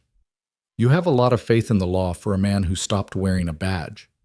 Cole was quiet for a long moment. I lost my faith when my family died. Spent 5 years thinking the world was nothing but cruelty, dressed up in pretty words. But then your daughter grabbed my coat and asked me to help, and I remembered something important. What's that? That the law isn't some distant thing that exists outside us. It's what we make it. Every time we stand up for what's right, every time we refuse to look away from injustice, every time we put ourselves between the strong and the weak, that's the law. Not words on paper, but actions in the world. Rosa reached out and touched his hand, her fingers still trembling slightly. Thank you. For everything. You didn't have to do any of this. Yeah, Cole said quietly. I did. On the evening of the 4th day, Emma spotted riders coming up the valley. 6 men on horseback, moving carefully through the deep snow. Cole grabbed his rifle and positioned himself by the window, but Emma's sharp eyes had already identified them. It's Dutch, and there's other men with badges. Cole opened the door as the riders approached. Dutch was in the lead, looking tired but satisfied. Behind him rode a tall man with iron gray hair and a marshal's star on his chest. This would be the real Marshal Brennan. The other 4 wore deputy badges and carried themselves like men who knew their business. Got your evidence to the right people, Dutch called out. Marshal's here to take statements and make arrests. Marshal Brennan dismounted with the stiff movements of a man who'd spent too many hours in the saddle. He studied Cole with eyes that missed nothing. You're Mercer? The deputy who stopped the hanging? I am. Dutch showed me what you collected. That belt alone is damning, and the promissory note seals it. But I'll need statements from you and Mrs. Vega, written and signed, detailing everything that happened. You'll have them. Cole stepped aside to let the marshal enter. But I need to know, can you actually make this stick? Harlan's got the whole town convinced Rosa killed Kimball. How do you prove otherwise? Brennan's smile was thin and cold. By doing what should have been done from the start, a real investigation. I've already sent 2 of my men to Cedar Ridge to secure the crime scene and interview witnesses. And I sent a telegram to the territorial governor's office. By tomorrow, there'll be a special prosecutor assigned to this case. Harlan can buy a town, but he can't buy the territorial government. Over the next several hours, Cole and Rosa gave their statements, with Emma adding what she'd witnessed. Brennan's deputy wrote it all down in careful script, asking questions that showed he'd been doing this work long enough to know what mattered. When they were finished, Brennan read through the statements twice, then nodded with satisfaction. This is solid. Means, motive, opportunity, physical evidence, and witness testimony. Harlan's going to hang for this, and anyone who helped him is looking at accessory charges. When do we move? Cole asked. Tomorrow at first light. I want you there, Mercer. You're the primary witness, and having another deputy present adds weight to the proceedings. Mrs. Vega will need to stay here. She's not strong enough to travel yet. I'm going, Rosa said firmly. That man tried to murder me twice. I want to look him in the eye when you put him in chains. Ma'am, with all respect, I said I'm going. Rosa's voice was steel wrapped in silk. I've been run down, poisoned, beaten, and nearly hanged. I've earned the right to see justice done. Brennan looked at Cole, who shrugged. She's got a point. Fine. But you ride in a wagon with blankets, and if you look like you're fading, you stop and rest. I won't have you dying on me before we get Harlan locked up. That night, Cole barely slept. He kept thinking about tomorrow, about facing down the mayor in his own town, about the moment when power would shift and truth would finally matter more than influence. He'd waited 5 years for a reckoning, though he hadn't known it. Now it was coming, and he felt like a man standing at the edge of a cliff, wind at his back, nothing but air, and falling ahead. Emma found him sitting by the fire sometime past midnight. She settled next to him without speaking, and they watched the flames dance together. I'm scared, she finally said. Me too. But you're brave. You saved us. Being brave doesn't mean not being scared, little one. It means being scared and doing the right thing anyway. Will they hurt Mama again? In court, I mean. Will they make her feel bad? They'll try. That's what defense lawyers do, try to make the victim look guilty. But your mama's strong, and she's got the truth on her side. That counts for something. Does it? Emma's voice was small. Because it seems like strong men with money get away with everything, and people like us just get hurt. Cole had no easy answer for that. It was true, more often than not. But sometimes, just sometimes, the scales balanced and justice found its way home. Not this time, he said. This time, we make it count. Dawn came clear and cold. The party set out at first light. 6 riders, 1 wagon carrying Rosa and Emma, and a determination that felt like something solid you could touch. They moved slowly through the snow, taking the long way around to avoid the mountain passes where Harlan might have men watching. It took most of the day to reach Cedar Ridge. As they crested the final ridge and looked down into the valley, Cole saw his ranch, or what was left of it. Just blackened timbers and ash now, the barn completely gone, the house reduced to a charred skeleton. 5 years of his life, erased in one night of violence. But he felt lighter somehow, looking at those ruins, like burning down the past had freed something in him that he'd kept locked away too long. They rode into town at sunset when the light turned everything gold and the shadows stretched long. People came out of their houses to stare, their faces showing shock and confusion. The mayor had told them Rosa Vega was dead, burned up in Mercer's ranch along with that traitorous deputy. But here she was, alive and sitting up in a wagon with a territorial marshal riding ahead and 4 deputies flanking them like guards of honor. Marshal Brennan headed straight for the town hall, where the council was meeting. He didn't knock, just pushed open the doors and walked in with his deputies behind him. Cole followed, Rosa leaning on his arm, Emma holding her mother's hand. Mayor Harlan sat at the head of the table, mid-sentence about some budget matter. He stopped talking when he saw them, his face going through a series of expressions: surprise, fear, anger, and finally settling into a mask of false welcome. Marshal Brennan, what a pleasant surprise. If we'd known you were coming, we would have... Charles Harlan, I'm placing you under arrest for the murder of Henry Kimball and the attempted murder of Rosa Vega. Brennan's voice carried to every corner of the room. You have the right to remain silent, though anything you say will be used against you in a court of law. The room erupted. Council members shouting questions, chairs scraping, someone running for the door. But Brennan's deputies had already positioned themselves at the exits, and no one was leaving until this was finished. Harlan stood slowly, his face red with indignation. This is preposterous. On what evidence do you make these charges? On the evidence of your belt, found at the crime scene with Kimball's blood on it. On the evidence of a promissory note showing Kimball owed you $5,000. On the evidence of witness testimony that you fed Mrs. Vega poisoned tea for a week before the murder. And on the evidence of your own actions, trying to rush through an illegal execution, then attempting to murder 3 people to cover your crimes. Brennan pulled out the handcuffs. You can come quiet or you can come loud. Your choice. For a moment, Cole thought Harlan might fight. The mayor's hand moved toward his coat where he probably kept a pistol. But then he saw Cole's face, saw the absolute certainty there, and his hand dropped. This won't stand, Harlan said quietly. I have lawyers. I have friends in high places. Then they can visit you in prison while you wait for trial. Brennan snapped the cuffs on Harlan's wrists. Take him to the jail. Double guard, no visitors without my approval. As the deputies led Harlan out, he locked eyes with Rosa. For just a moment the mask slipped and she saw the real man underneath, cold, calculating, utterly without remorse. He'd tried to murder her not out of passion or rage, but out of simple convenience. She was a problem to be solved, nothing more. Rosa lifted her chin and met his gaze without flinching. I hope you rot, she said clearly. I hope you live long enough to understand what you tried to take from me.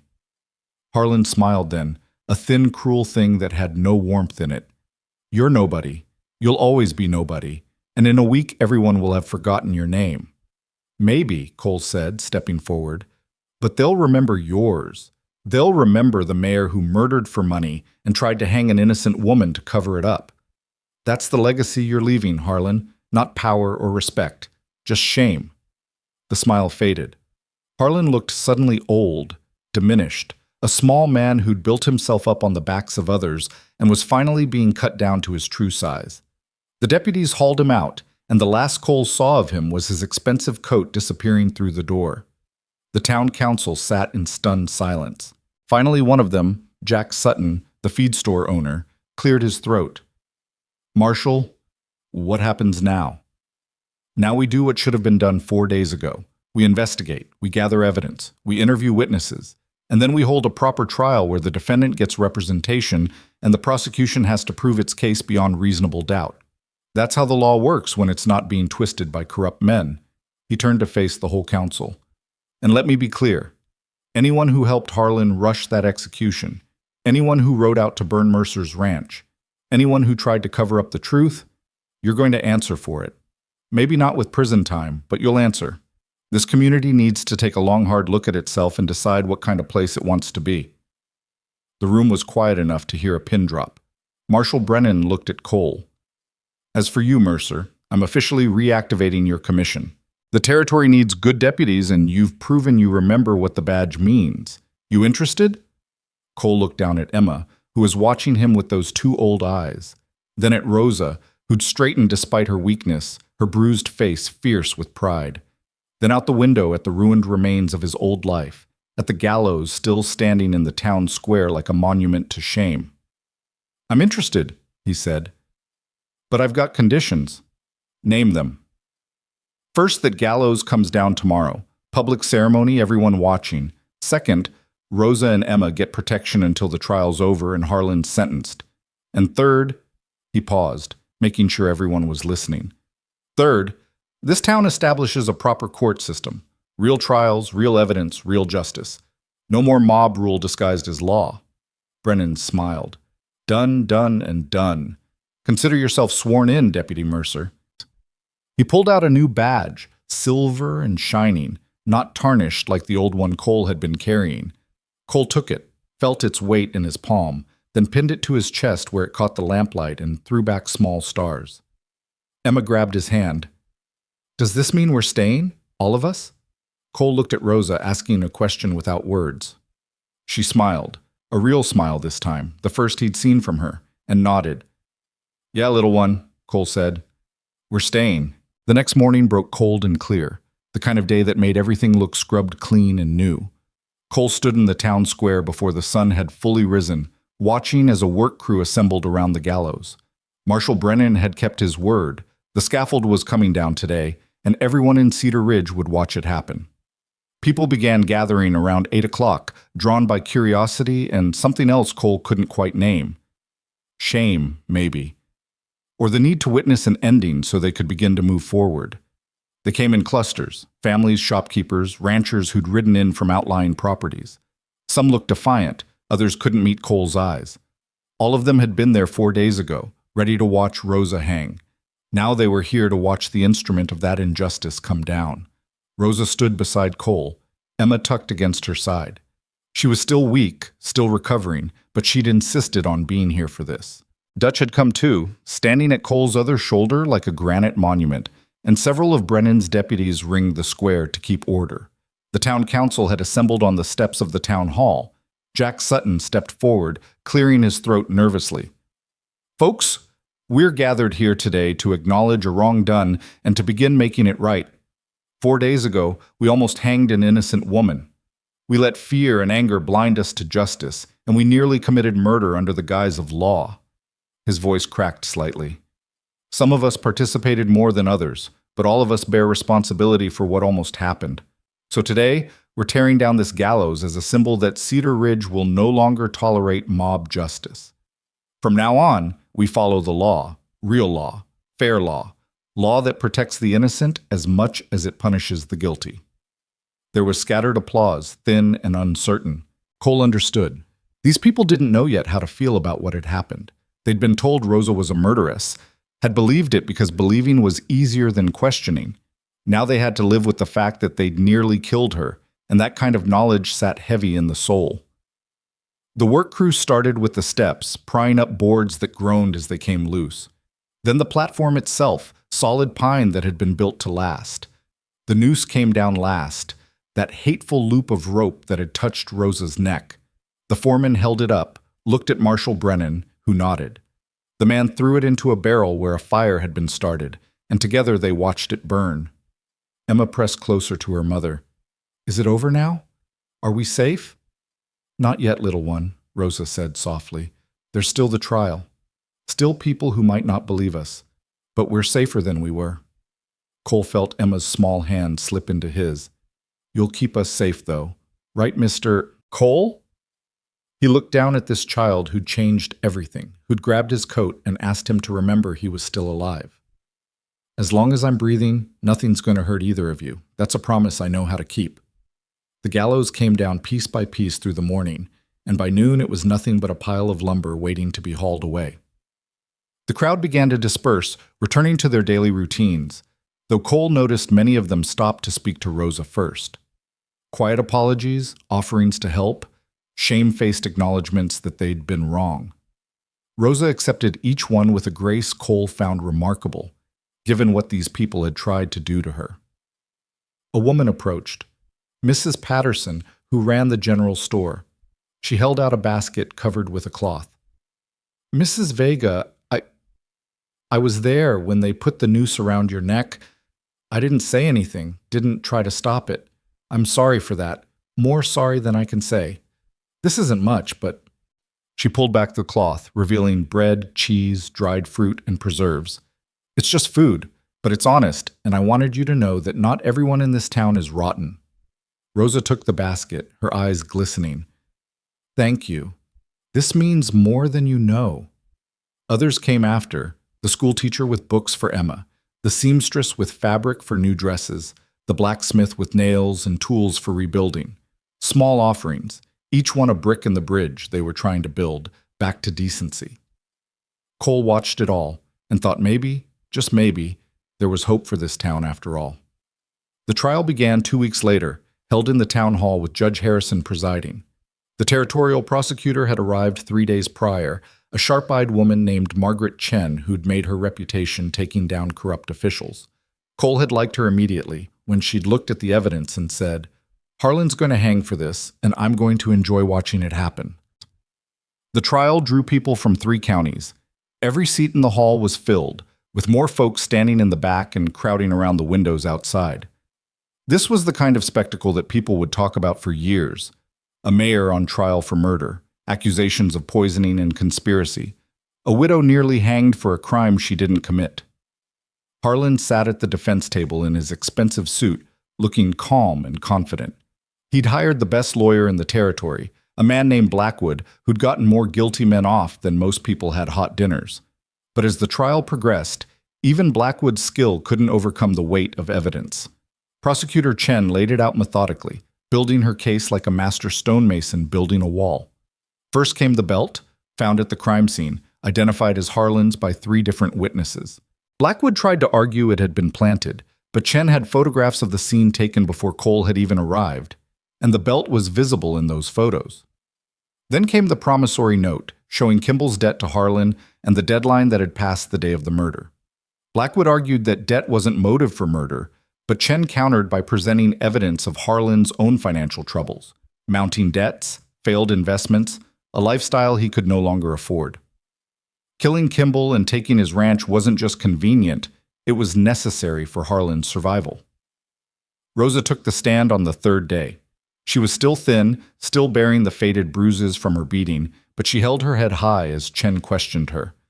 "Mrs. Vega, can you tell the court about your relationship with the defendant? He presented himself as a friend, said he wanted to help a poor widow and her child. He brought me tea, offered advice, seemed genuinely kind. When did that change?" "When I started getting sick. The tremors started first, then the memory problems. Some days I couldn't remember Emma's name, couldn't remember where I was. Mayor Harlan said it was stress, that I needed to rest. But the sickness only got worse." "And the tea? When did he start bringing that?" "About a week before Mr. Kimball died. He said it was a special blend that would help me sleep, help me feel stronger. But after every cup, I felt worse." Chen held up a bottle. "This is hellebore, Your Honor. A poison that causes exactly the symptoms Mrs. Vega describes. Dr. Ellis has testified that traces of this substance were found in Mrs. Vega's blood. The defense would have you believe she somehow poisoned herself, but I ask you, why would a woman poison herself in a way that makes her unable to defend herself against false accusations? Blackwood stood. Objection. The prosecutor is testifying instead of questioning. Sustained. Rephrase, Ms. Chen. Mrs. Vega, did you ever have access to hellebore? I don't even know what that is. Did you poison yourself? No. Why would I? Why indeed? Chen turned to face the jury. But the defendant had every reason to poison her. He needed a confused, unreliable witness who could be blamed for Kimball's murder. Someone who couldn't defend herself or remember clearly what happened. Someone expendable. The courtroom murmured. Judge Harrison banged his gavel for silence. Emma testified next, and watching her walk to the stand nearly broke Cole's heart. She was so small in that big chair, her feet dangling above the floor, but her voice was clear and steady as she told what she'd seen and heard. Blackwood tried to discredit her during cross-examination, suggesting she was confused or had been coached, but Emma didn't waver. I know what I saw, she said firmly. I know what I heard. And I know my mama didn't kill anybody. Blackwood smiled condescendingly. You're very young, Miss Emma. Sometimes children imagine things or remember things wrong. I'm not imagining anything. Emma's voice cut through his patronizing tone like a knife. You're trying to make everyone think I'm stupid because I'm little. But I'm not stupid and I'm not lying. Mayor Harlan brought Mama poison tea and then Mr. Kimball ended up dead. And then the mayor tried to hang Mama before anyone could ask questions. That's what happened, and everyone here knows it's true even if they don't want to say it. The courtroom went silent. Even Blackwood had no response to that kind of devastating clarity. Judge Harrison leaned forward. The witness may step down. Cole testified on the fifth day, walking the court through everything he'd found, every piece of evidence, every witness statement. Blackwood tried to shake him during cross-examination, suggesting he'd manufactured evidence to protect Rosa, but Cole had been testifying in court since before Blackwood was born. He knew how to stay calm, how to stick to facts, how to let the truth speak for itself. Deputy Mercer, Blackwood said, his tone suggesting Cole was barely worth the title. Isn't it true you were personally interested in Mrs. Vega, that you had romantic feelings for her? No. Then why risk your life, burn your home, fight off an entire town to protect her? Cole looked at the jury, then back at Blackwood. Because she was innocent and because the law said she deserved a fair trial. I wore a badge for 20 years before I retired. During that time, I learned something important. Justice doesn't depend on who you like or who's popular or who's powerful. It depends on truth. Rosa Vega told me the truth, I found evidence that supported that truth, and I did my duty. That's all. Very noble. But isn't it also true that you harbor resentment toward authority figures after the death of your family? The question landed like a physical blow. Cole's hands tightened on the witness rail. In the gallery, he could see Rosa's face go pale. Objection! Chen was on her feet. The witness's personal tragedy is irrelevant to this case. Your Honor, I'm establishing bias.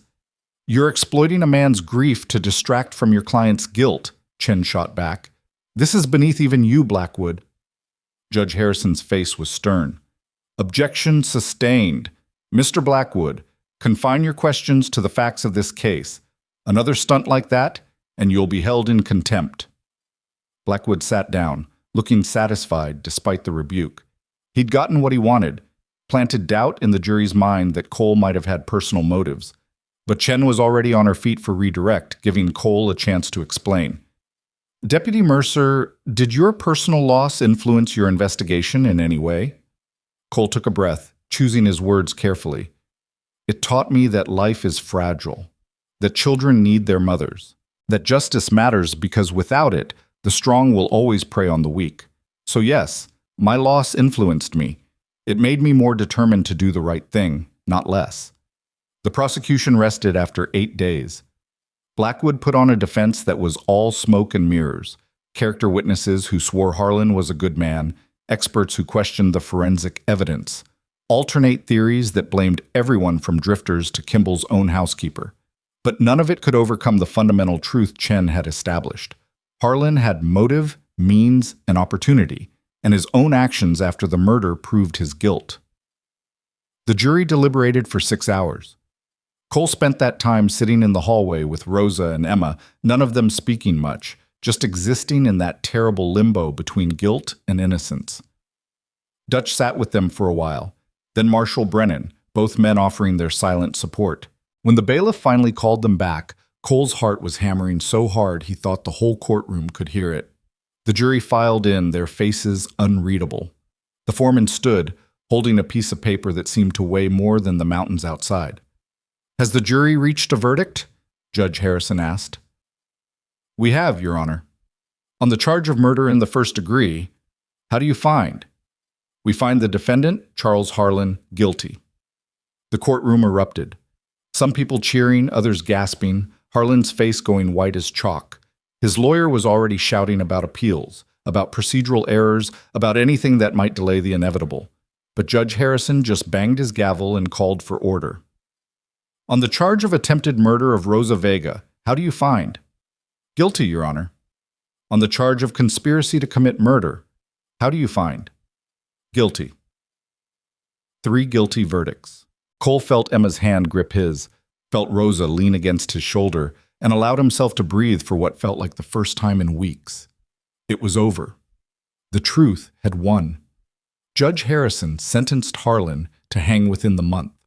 The former mayor didn't even flinch when the sentence was read, just sat there staring at nothing, a man who'd finally run out of moves. As the deputies led him away, he looked at Rosa one last time. "It was just business," he said, his voice empty. "Nothing personal." Rosa stood, drawing herself up to her full height despite the weakness still evident in her frame. "That's what makes you a monster. You tried to murder me and orphan my child, and to you it was just business. I hope you meet God with that on your conscience, Mr. Harlan. I hope he asks you if it was worth it." Harlan had no answer for that. The deputies took him away, and Cole never saw him again. 3 weeks later, the town gathered to watch justice carried out on a new scaffold built specifically for the occasion. Cole didn't attend. He'd seen enough death in his life, and vengeance held no appeal. Instead, he spent that morning helping Emma with her schoolwork, teaching her long division and listening to her read from a book about explorers. The weeks after the trial were strange. Cedar Ridge was trying to find its footing again, trying to figure out how to be a town instead of a mob. There were still people who believed Harlan had been railroaded, who thought Rosa had somehow seduced or manipulated Cole into protecting her. But those voices got quieter as time passed, drowned out by the weight of evidence and the slow return of decency. Cole took a room above the general store, close enough to where Rosa and Emma were staying to keep an eye on them, but far enough to be proper. He wore his badge every day, walking the streets, settling disputes, reminding people that the law was there to protect everyone, not just the powerful. It was slow work, rebuilding trust, but it was good work, the kind that made a man feel useful again. Rosa got stronger week by week. The poison worked its way out of her system, the tremors stopped, and color returned to her face. She took up her seamstress work again, and soon half the women in town were bringing her their mending and their orders for new dresses. Emma went back to school, where she quickly proved herself the brightest student in her class. Cole would sometimes see her in the schoolyard, playing with other children, laughing, and it filled something in him he hadn't known was empty. 3 months after the trial, on a Sunday morning bright with spring sunshine, Cole found himself walking toward the little church on the hill where most of the town gathered for services. He hadn't been to church in 5 years. Couldn't stomach the hymns and the prayers when his own prayers had gone unanswered the night his family died. But Emma had asked him to come hear her read a poem she'd written, and he'd learned that saying no to that child was impossible. The church was full when he arrived, every pew packed with families in their Sunday clothes. Cole slipped into the back, but Emma spotted him immediately and her face lit up. She waved from the front row where she sat with her mother, and several people turned to see who she was waving at. Cole nodded back, feeling awkward and out of place in this gathering of faith and community. The service proceeded with hymns and prayers and a sermon about forgiveness that Cole only half listened to. Then came the part where children could share poems or drawings or songs they'd learned. 3 children went before Emma, each one reciting nervously before scurrying back to their seats. Then Emma stood and walked to the front, holding a paper with her poem written on it. But when she got there, she didn't look at the paper. She looked straight at Cole. "This is called The Home We Found," she announced. "I wrote it for my mama and my pa." My pa. The words hit Cole like a thunderbolt.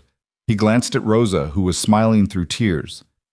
Emma began to read, her young voice clear and strong. "We were lost in the cold and the dark and the snow, with nowhere to hide and no place to go.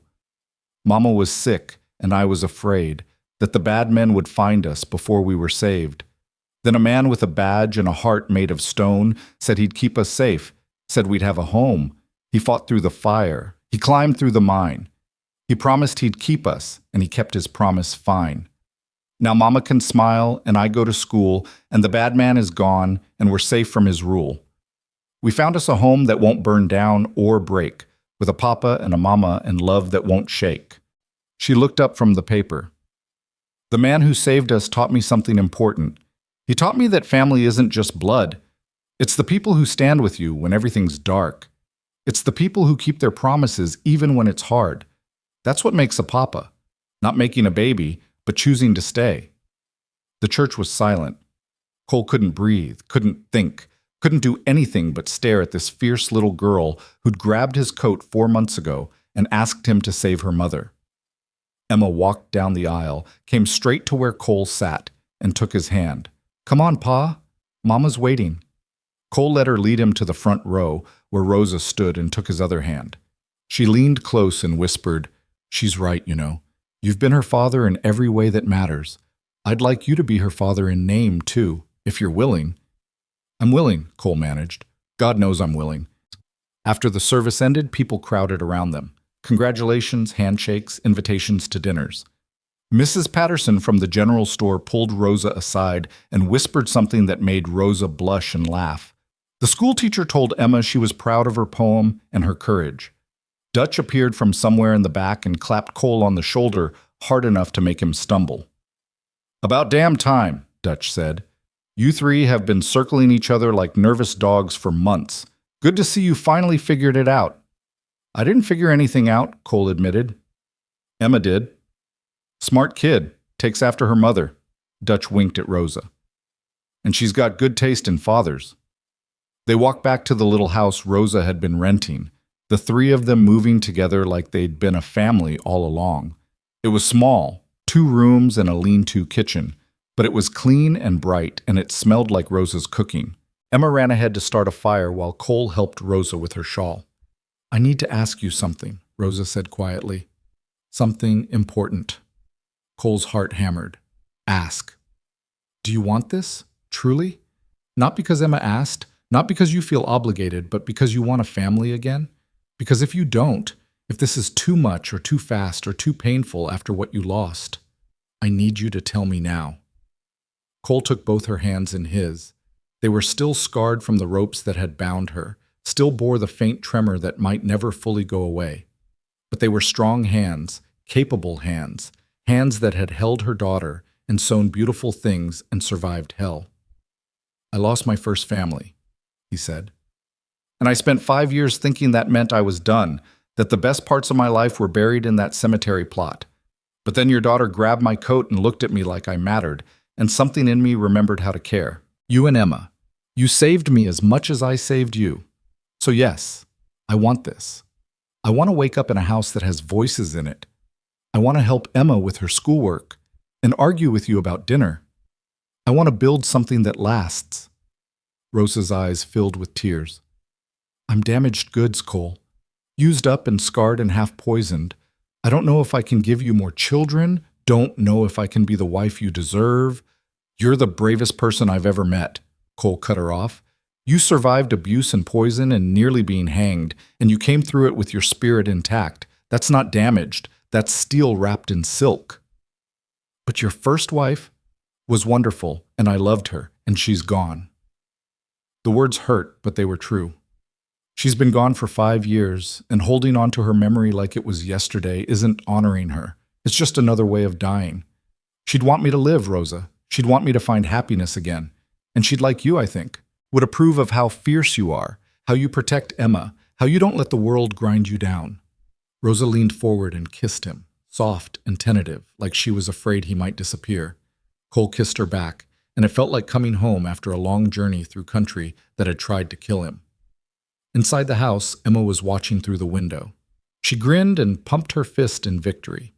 The wedding happened a month later, on a hillside green with spring grass and wildflowers. It wasn't fancy, just Dutch officiating with his trapper's credentials that gave him authority to marry folks, and maybe 20 people gathered to witness. But it was real and true, and filled with a joy that Cole hadn't felt in years. Emma stood between them, holding both their hands, as Dutch read the brief ceremony. When it came time for vows, Cole turned to Rosa and spoke from his heart. I promise to stand with you through whatever comes, to be a father to Emma and a partner to you, to build a home that stays instead of one that burns. I promise to remember that the badge I wear serves justice, but the love I feel for you and Emma serves something even greater. I promise I won't let fear or ghosts keep me from being present, from being here, from being yours. Rosa's voice was thick with emotion when she spoke her own vows. I promise to trust you when trust doesn't come easy, to let you help carry the weight when it gets too heavy, to be strong when you need me to be, and to let myself be vulnerable when you've earned it. I promise to make a home with you that's built on truth and courage instead of fear and secrets. And I promise that the second chance you've given Emma and me will not be wasted. Dutch tied a simple strip of leather around their joined hands, an old tradition from his mountain people. By the authority invested in me by the territory and by common decency, I declare you husband and wife. Cole, you may kiss your bride and hug your daughter because God knows you all deserve some happiness. Cole did both, and the small gathering cheered. Someone produced a fiddle and started playing, and Emma dragged them both into a dance that was more stumbling than grace but was perfect anyway. As the sun began to set, painting the sky in colors that had no names, Cole stood with his arms around Rosa and Emma and looked out at the valley below. Somewhere down there was Cedar Ridge, slowly learning to be better. Somewhere down there were the ashes of his old ranch and the cemetery where his first family rested. Somewhere down there was everything he'd lost and everything he'd found. Are you happy, Pa? Emma asked, looking up at him with those eyes that saw too much and understood everything. Cole thought about the question. Happy seemed like too small a word for what he felt. Grateful, yes, and content, and cautiously hopeful. But underneath all of that was something else, something he'd thought he'd never feel again. Peace. The sense that he'd finally stopped running from his past and had started building a future. Yeah, little one, he said, I'm happy. Good, because Mama and me, we picked you, and we don't pick wrong. Rosa laughed and pulled them both closer. No, we certainly don't. They stayed on that hillside until the stars came out, 3 people who'd been strangers 4 months ago but were family now. Cole knew it wouldn't always be easy. There would be hard days, painful memories, challenges that tested them. But they'd face down worse together. They'd survived poison and fire and rope and snow. They'd stared into the darkness and found their way through. Below them, Cedar Ridge settled into evening. Lamps flickered on in windows. Families gathered around dinner tables. The town was learning, slowly, what it meant to be a community built on justice instead of fear. Cole had helped plant that seed, and he'd keep nurturing it for as long as he wore the badge. But right now, in this moment, he wasn't Deputy Mercer.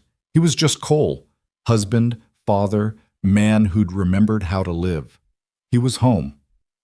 6 months later, on a crisp autumn morning, Cole stood in his new house, built on the same land as the old one, but different in every way that mattered. It was bigger, with 3 bedrooms and a proper kitchen. Rosa's sewing room had good light from southern windows. Emma's room had shelves for her growing collection of books, and in the main room, above the fireplace, hung 2 photographs side by side.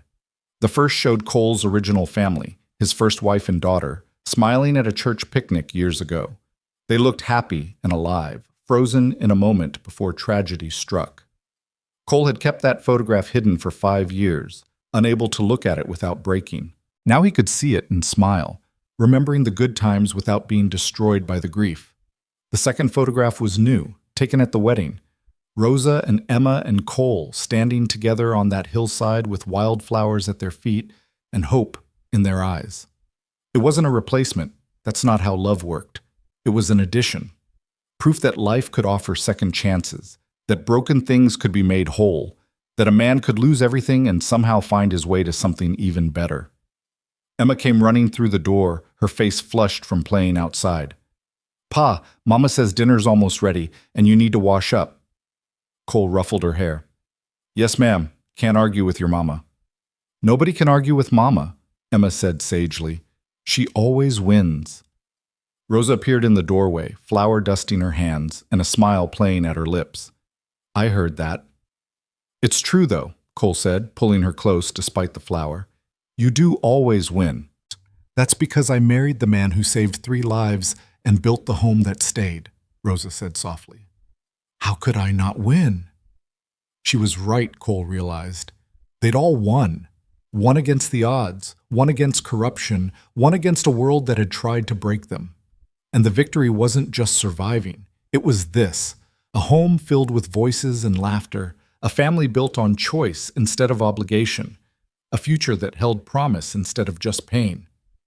Outside, the sun was setting behind Cathedral Ridge, painting the valley in shades of gold and amber. The air smelled of Rosa's cooking and autumn leaves and the promise of rain. Somewhere in town, people were gathering for evening church services. Somewhere on the mountain, Dutch Ellis was checking his trap lines. Somewhere in the territorial prison, Charles Harlan was waiting for a justice he'd tried to cheat but couldn't escape. But here, in this small house that had been built with honest labor and filled with honest love, Cole Mercer was finally, truly home. And this time, he knew exactly how to keep it. The end.